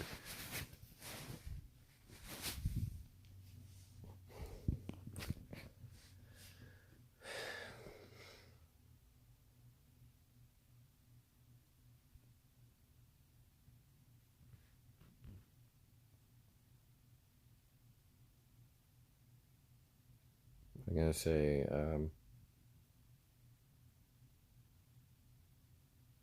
it's just like it feels like in your mind that it would be like super strong, but in practice it's probably not going to be that good, is it?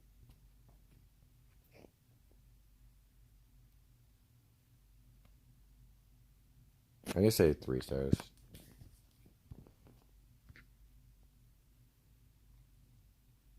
Activate the obelisk quest. Restore 15 health. Reward obelisk's eye, which is hero power. Restore 3 health if you target a minion. Also give it +3/+3.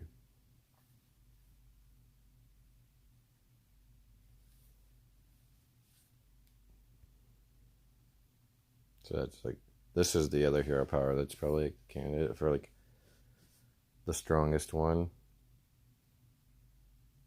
Well, not is it probably like, I think it's just straight up, right? Yeah. Yeah.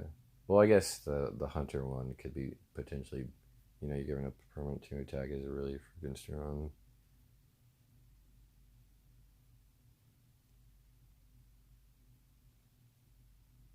I think like though you can't 100% consistently buff a ton of minions with that, but with this, you know, you're gonna guarantee be getting like +3/+3 every turn, and then you can, even if that minion is gonna likely live then, or eventually like one or two of them will, and then it can keep just snowballing. The restore 15 health is a little hard though, even with priest. Or is it, like priest doesn't have that much big healing. I mean, your hero power, you would have to hero power 8 times, which is like you never hero power that many times in one game with priest.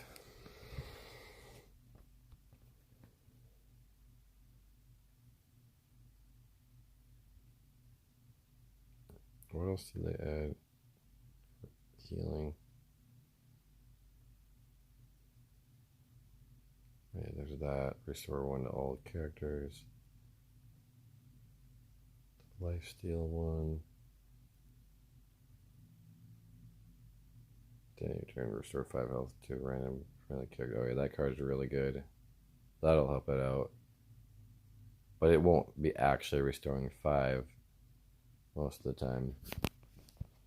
It might be doing like 2, 1 to 3 or something around that range.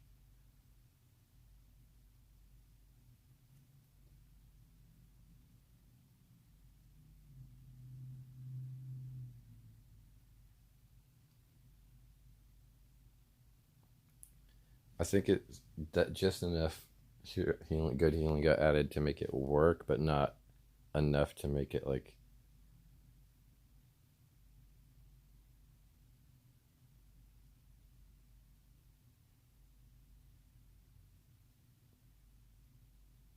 I don't know.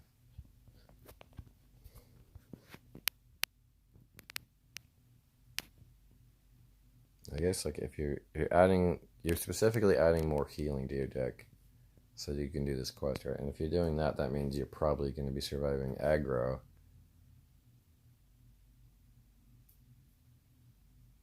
Between this and the other cheap ones, you're probably going to want a pyro build to heal up more and to clear more. So yeah, it'll probably be a good anti-aggro deck, and it seems like there's a few good options in anti-aggro. I think is going to be pretty popular because it'll be like the main way to counter the Conjuring's Call Mage. So it should see play. I think it'll be. I'm gonna go out on a limb and say 3.5 stars right now, and then once Priest gets better cards in the future, because they're kind of weak right now. Hold it, not kind of, they just are weak right now. Then this will be like a 4.5 stars. Grand Mummy, 2 mana, 1/2 reborn. Death Rattle, give a random friendly minion +1/+. But unlike that Paladin one, it's not an auto include in every priest deck, because some priest decks you just want to not, you don't even play very many minions. Some of them you're just like trying to draw cards, like Mecha Cthulhu Priest.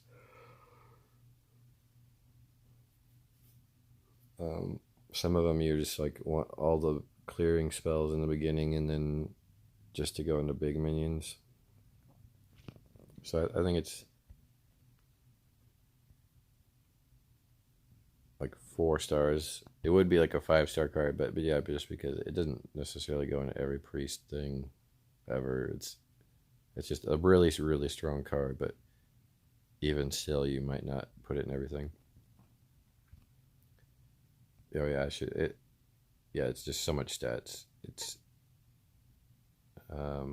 if it hits targets every time, then it's what is that?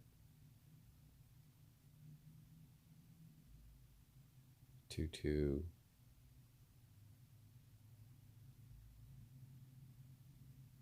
plus 2, 4, 4, 6. So it's a 2 mana 4, 6 in stats. If it doesn't hit anything both times somehow, then it's still a 2 mana 2, 4, which is good. A good deal. Holy Ripple, deal 1 damage to all enemies. Restore 1 health to all friendly characters.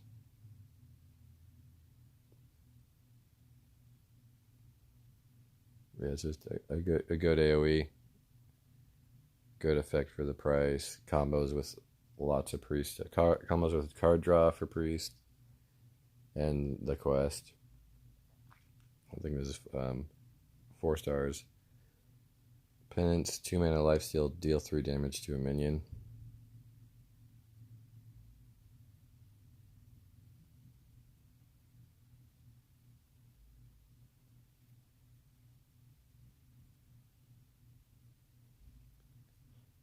This is okay. Like, I think it'll only see play because of the quest though, or mostly. It is removal that helps like heal and helps heal. I mean, I guess it's just good in anti-aggro, but like it's not like you'd rather have AoE or develop the board with like high health minions. So I think it's 3 stars. Wretched Reclaimer, 3 mana 3/3, battle card, destroy friendly minion, then return it to life with full health. So this is good with like some of the new neutral ones that damage themselves.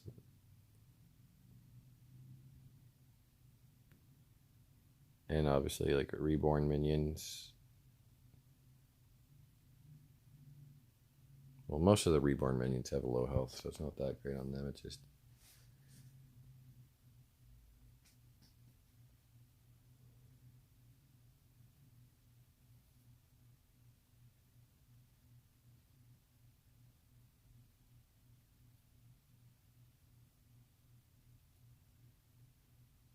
it's the best on minions that damage themselves, like Blade Master and the new 2 mana 2/6 that goes down to a 2/3.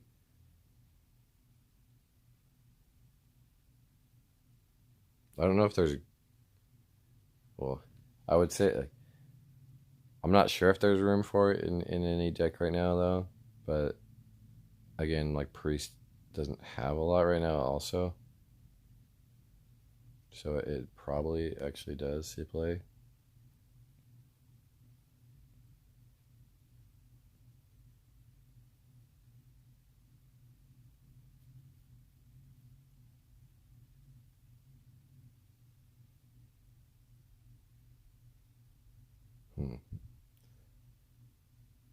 I guess yeah, it's okay. Just all of it is 3 stars. High Priest Amet, 4 mana 2/7 legendary. When you summon a minion, set its health equal to this minion's. So yeah, this is just really good.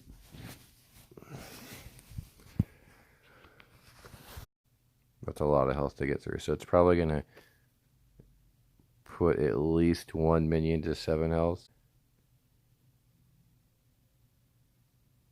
And guaranteed play 1 or 2 minions with it.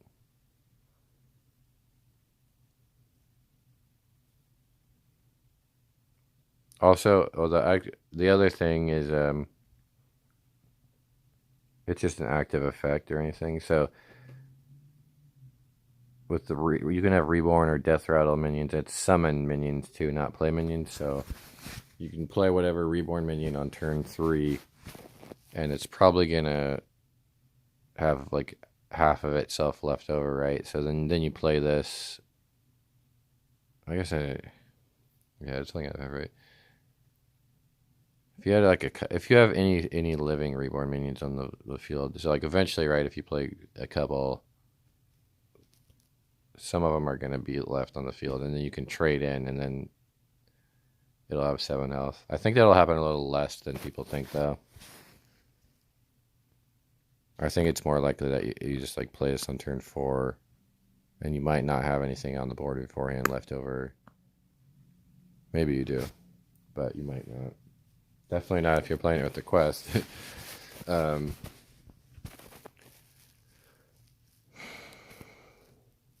Yeah, so yeah, it's just pretty good. I think it's like 4 stars. Obviously, you're gonna put this in a Psycho Pomp. 4 mana, 3/1.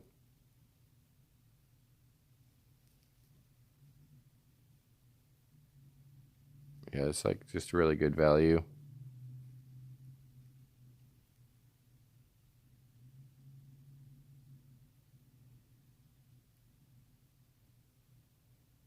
Also, if it's one of those, this is extra good in like the Blade Master type deck because you're going to be bringing that back as a 4/7. Yeah, you almost, yeah. I don't know. How do you even stop that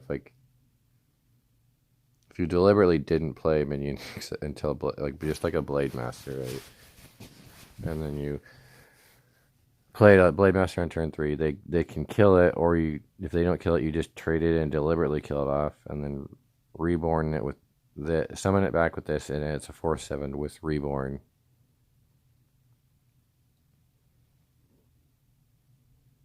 I mean, it's stoppable, but like, that would be pretty annoying.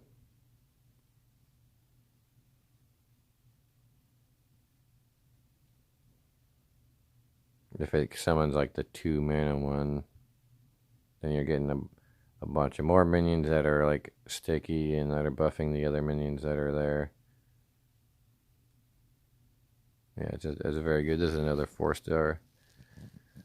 Sandhoof, Water Bear, 5 mana, 5/5 at the end of your turn, restore 5 health to damage from the character. So yeah, it's like mini Rags the Light Lord. And that card was really good. Uh, it was a Paladin only card. This is like, this might be even better than the Light Lord because it's 5 mana is that sweet spot where you can play this like late game with a lot of other stuff. Like 6 mana is where it's like really annoying. Where it's like, oh man, just barely. If you could play that 6 mana card with, it was just reduced by 1. There's so many sick combos you can get, but like 5, you can get those combos off. And also, obviously, because if you don't have mass hysteria to clear like to help against aggro, like you can start healing up, and it's a big body that they have to trade multiple minions in to kill, and it's gonna get at least 5 health. I think there's a 5 star card. Also, it's really good in the quest. Plague of Death, yeah, it installs you for stuff like this. Silence and destroy all minions. This is the new twist. Not twisting down there.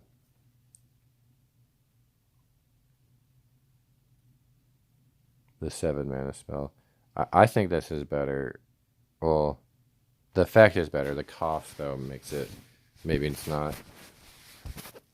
I'd probably say like overall it's, yeah, psychic scream, was that it? Yeah, psychic scream. It's probably overall at worse than psychic scream because I like them. Even though psychic scream is nice, where you could like put useless tokens into their deck and that would like cripple some decks. Like that was really good, but just removing cards permanently across the board is a better effect because yeah, then like if it's a strong battle cry or stuff with like death rattle and stuff, like you don't want them to have it back.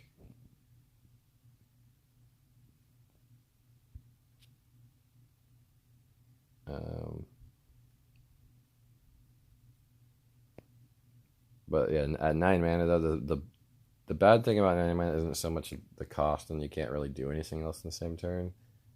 Because a lot of times with Psychic Extreme, you couldn't do anything either because of the way priest cards work out. But the bad part is that like if you're on the brink, a lot of times with like Psychic Scream, even at 7, most of the time was like 1 mana, 2 to 1 mana too late for before like the aggro just like wrecks you. So really, this isn't an anti-aggro card. Like it's not like it's rare. Like if you by the time you get to turn 9, you probably already locked up the game against aggro. So it's like a big clear that really is only good for control matchups. And whereas in like Psychic Scream, used in regular matchups. So I think they're just like,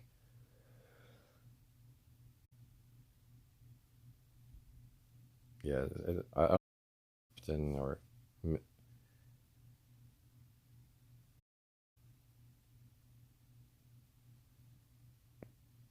it's just with an effect that strong, it's definitely going to see play. I just don't know how. Like I'll say it's like 3 stars. Okay, Rogue. So what do we got left? We got Rogue, Shaman, Warlock, Warrior, and Neutral. Because I was going to take a break because of being dry and all that, but and do part 2. That'll also make it so these videos split up. Okay, Rogue, Feral Cat, Battlecry, add a random reborn minion to your hand.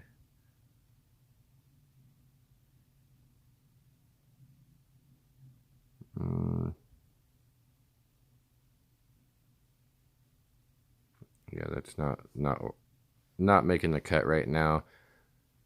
There's too many other good things, so I think that's a 1 star right now.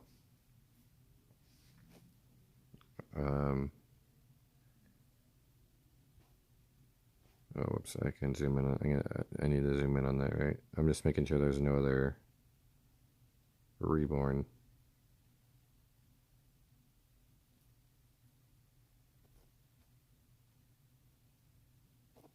No, okay, so yeah, this is just a 1 star right now. If Rogue gets like randomly gets like a bunch of reborn stuff later on, then it could be good. Even then, it's probably only going to be like a 3 star, just because it is something to do on turn 1. And Bizarre Burglary. There's the quest. Add 4 quest cards to add 4 cards to your from your other classes to your hands. Reward Ancient Blades. This one is like being slept on. I think it's one of the better ones. Like this one's is easier to evaluate. It's Ancient Blades. Healer Prowess 3 2 blade with immunity while attacking. Like that's so much stronger than people realize. Like, and this quest is probably the easiest one to complete. I can't, off the top of my head, it's the easiest quest to complete. Especially like, even if they didn't add this card, but like, the add 2 random spells from another class to your hand. Like that's a really good card. And that gets it halfway done right there. And then there's like Pilfer. But just 2 of these gets it done. This and 2 Pilfers. The 3/3 Fox, Blink Fox. That, yeah, so you just run 2. You probably don't even need Pilfer. You run 2 of these and then 2 Blink Foxes and then maybe you won't run 1 Pilfer just because it's 1 mana. But I think this is a 5 stars. Oh no, because this is 1 mana, because this is your 1 mana play. Because like Rogue classically doesn't have anything to do on turn 1. Also, if you really want to, you could save this and not play it on turn 1 and use it to activate a combo on turn 2 and like use coin also. What no, you don't. You can play the turn 2 card. What am I saying? Yeah, I need my mind is like going in 3 different directions at once right now. I need to take the break soon. But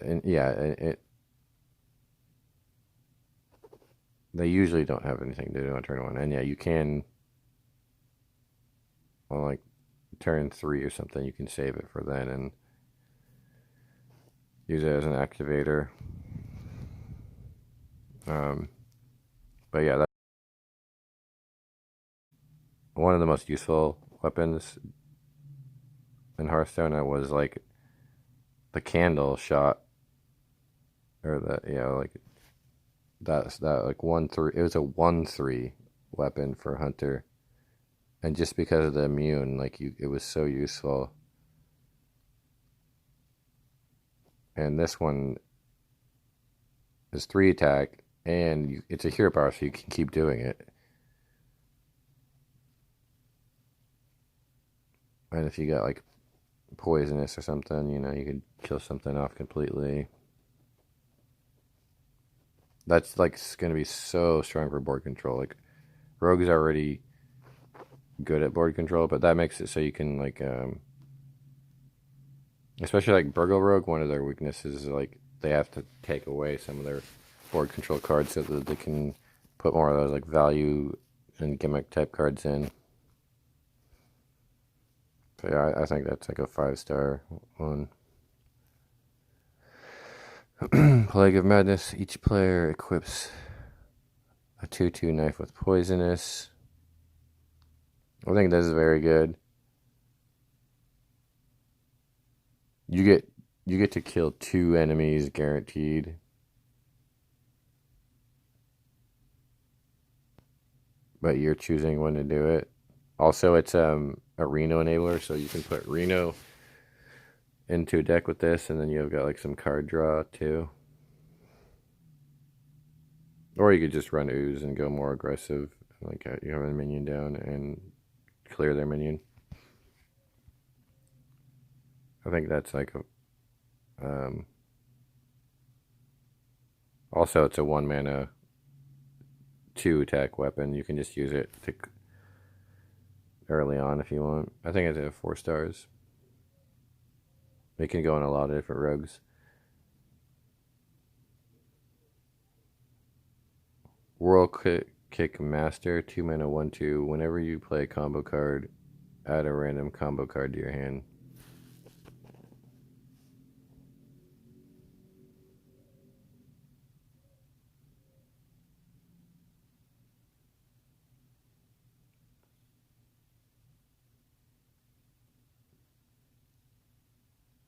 Yeah, I think this is really good.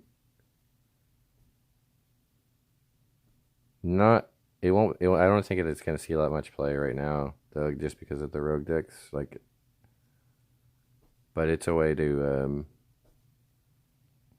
yeah. If imagine you get to like top deck this on turn 10 or 8 or something,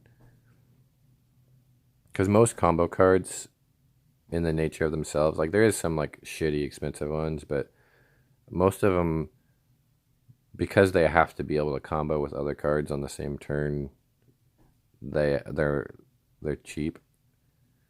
And a lot, yeah, so like even if it's a big card, you're going to be able to play that. Like the bigger combo cards are like 5-6 mana combos, so it's like even if it's like one of those, you'll get at least and 1 extra combo card.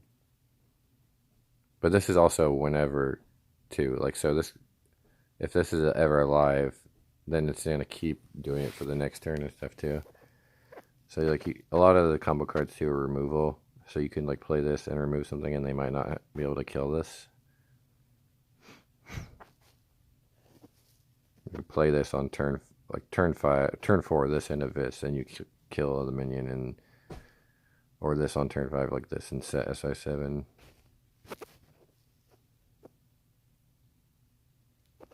Yeah, I just think it's very. I think it's a 3.5, 4 stars.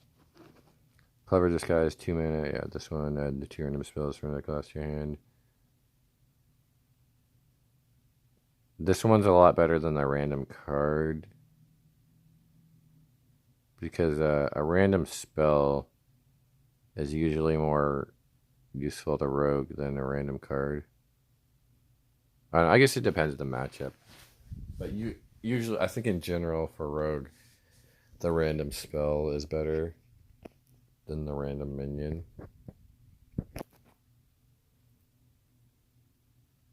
Like the exception is warrior.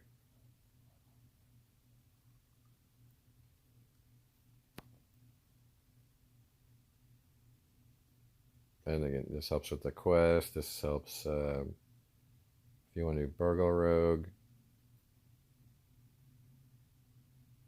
It's like a good way to just randomly have answers to stuff that they won't expect. It's not like insane, but it's a good staple in a lot of multiple deck types, or multiple decks. So I think it's like 3.5 stars. Hook Scimitar, 3 mana 2/2 combo, gain +2 attack. So there's already too many good weapons in the quest and stuff already in Rogue. Like this actually is like pretty good, but you can get it off of that other card I just talked about, like the 2 mana 1/2.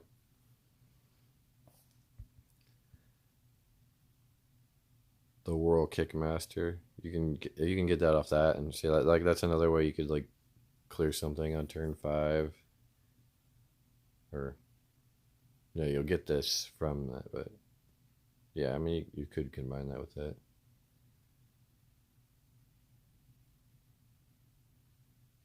And then it's a 3 mana 4/2.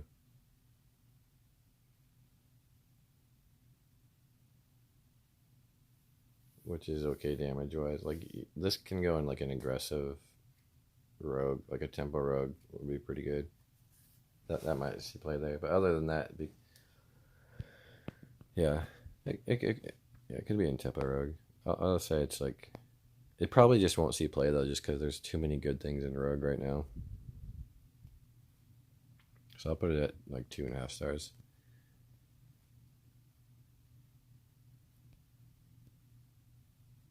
Sunket Sapper. A new pirate. Oh boy.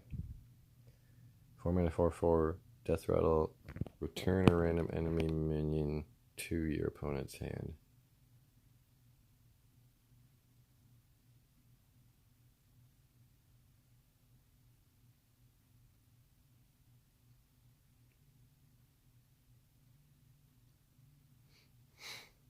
I don't think it's worth it. Like, I mean, so it's basically an extra sap, but they get to choose more or less. They pretty much get to choose which one of their minions, or if any of them get sapped. So if you had like a 4/6 pirate,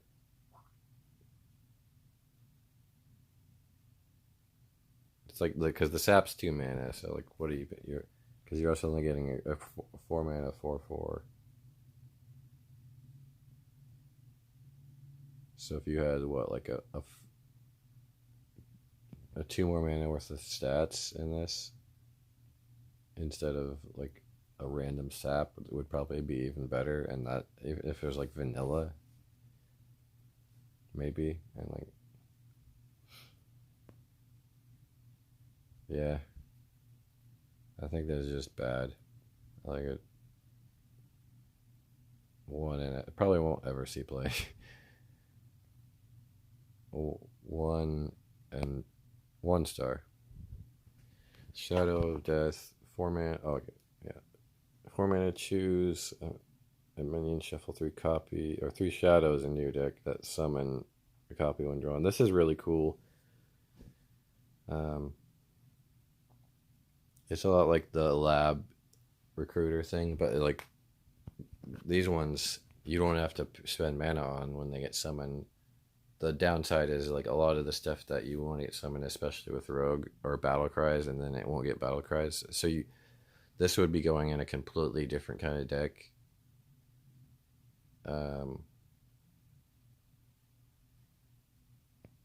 I think it's going to see play event. There's got to be one deck where this is just ridiculous, because like you can.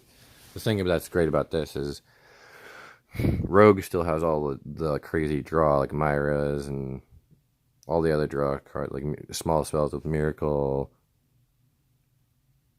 all that kind of stuff. And then, so if you just put this on one big minion,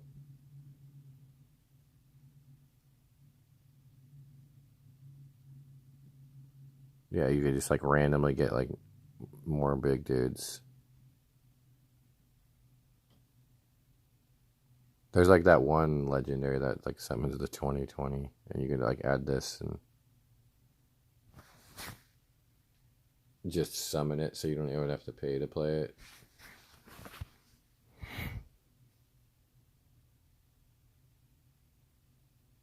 But then yeah, that's even more extra stuff you're going over the top of that. I'm gonna say 2.5 stars because it probably won't see. It'll probably will like barely see any play ever, but when it does, it's gonna be like extremely strong. 5 mana 5/5. Anka, the buried battle cry. Change each Death Rattle minion in your hand to a 1/1 that costs 1.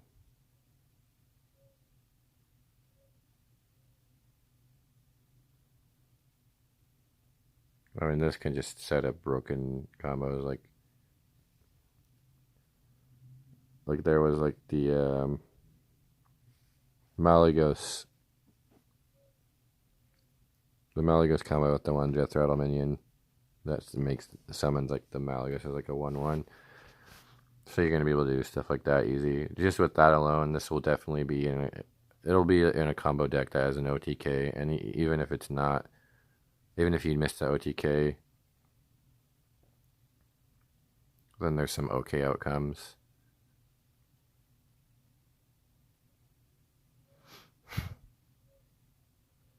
Even if you just go a straight value Death Rattle, a lot of the minions, like the mechanical whelps and stuff, like you can make those like 1/1s. That's okay. Mostly those is going to be used for like an OTK combo, which is annoying, but you know, now we've got like, it looks like a lot of, between the different classes and the neutrals, for now, we've got a lot of ways to like pull minions out of the hand and stuff. So I'm not as mad at OTK decks right now.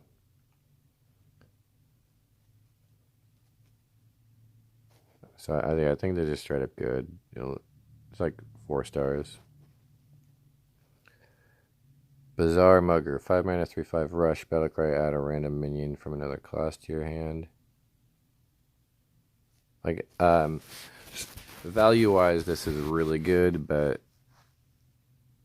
is there room for it in any of these rogue decks? After the rotation, for sure, but not right. Maybe I don't think right now there's room for it.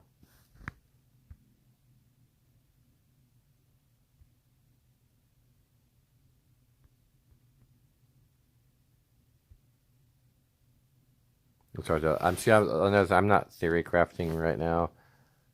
I probably will over the next few days, but I'm just because I'm doing this on my phone. Like, theory crafting is a lot more frustrating on the phone. So like, I don't know if I want to deal with that. Yeah, it's like like the browser's slower, like the interface is weird. Like, you can't, like, it's dealing with multiple tabs is more like a little more annoying. Um,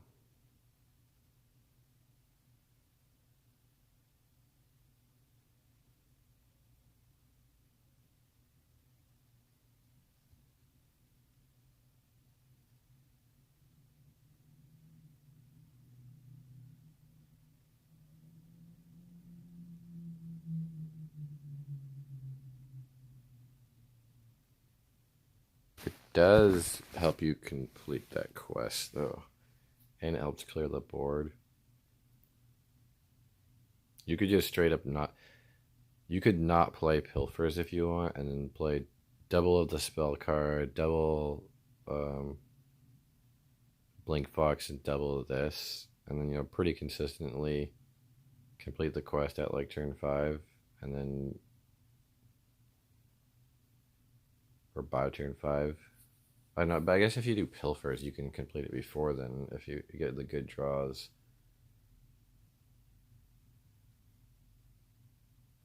What would you want to do? You want to do like, you do the quest on turn 1, you do the spell thing on turn 2. You're kind of behind on board, so you need to play something to clear, probably, right? So you probably want to play like an SI7, but you play maybe Blink Fox. And on turn 4, a combination of the clear that. So actually, maybe you might need to be clearing and getting back some board. But on turn 5, yeah. I think it'll be, I'll say it's 3 stars. It's probably worth putting in the quest deck, but other than that, there's not enough room for it in any of the rogue decks. Alright, so it looks like we're on the shaman, so I'm going to take a break there. And yeah, put a cut in the stream, take a break. And I'll do the rest of the classes and neutrals in a little bit.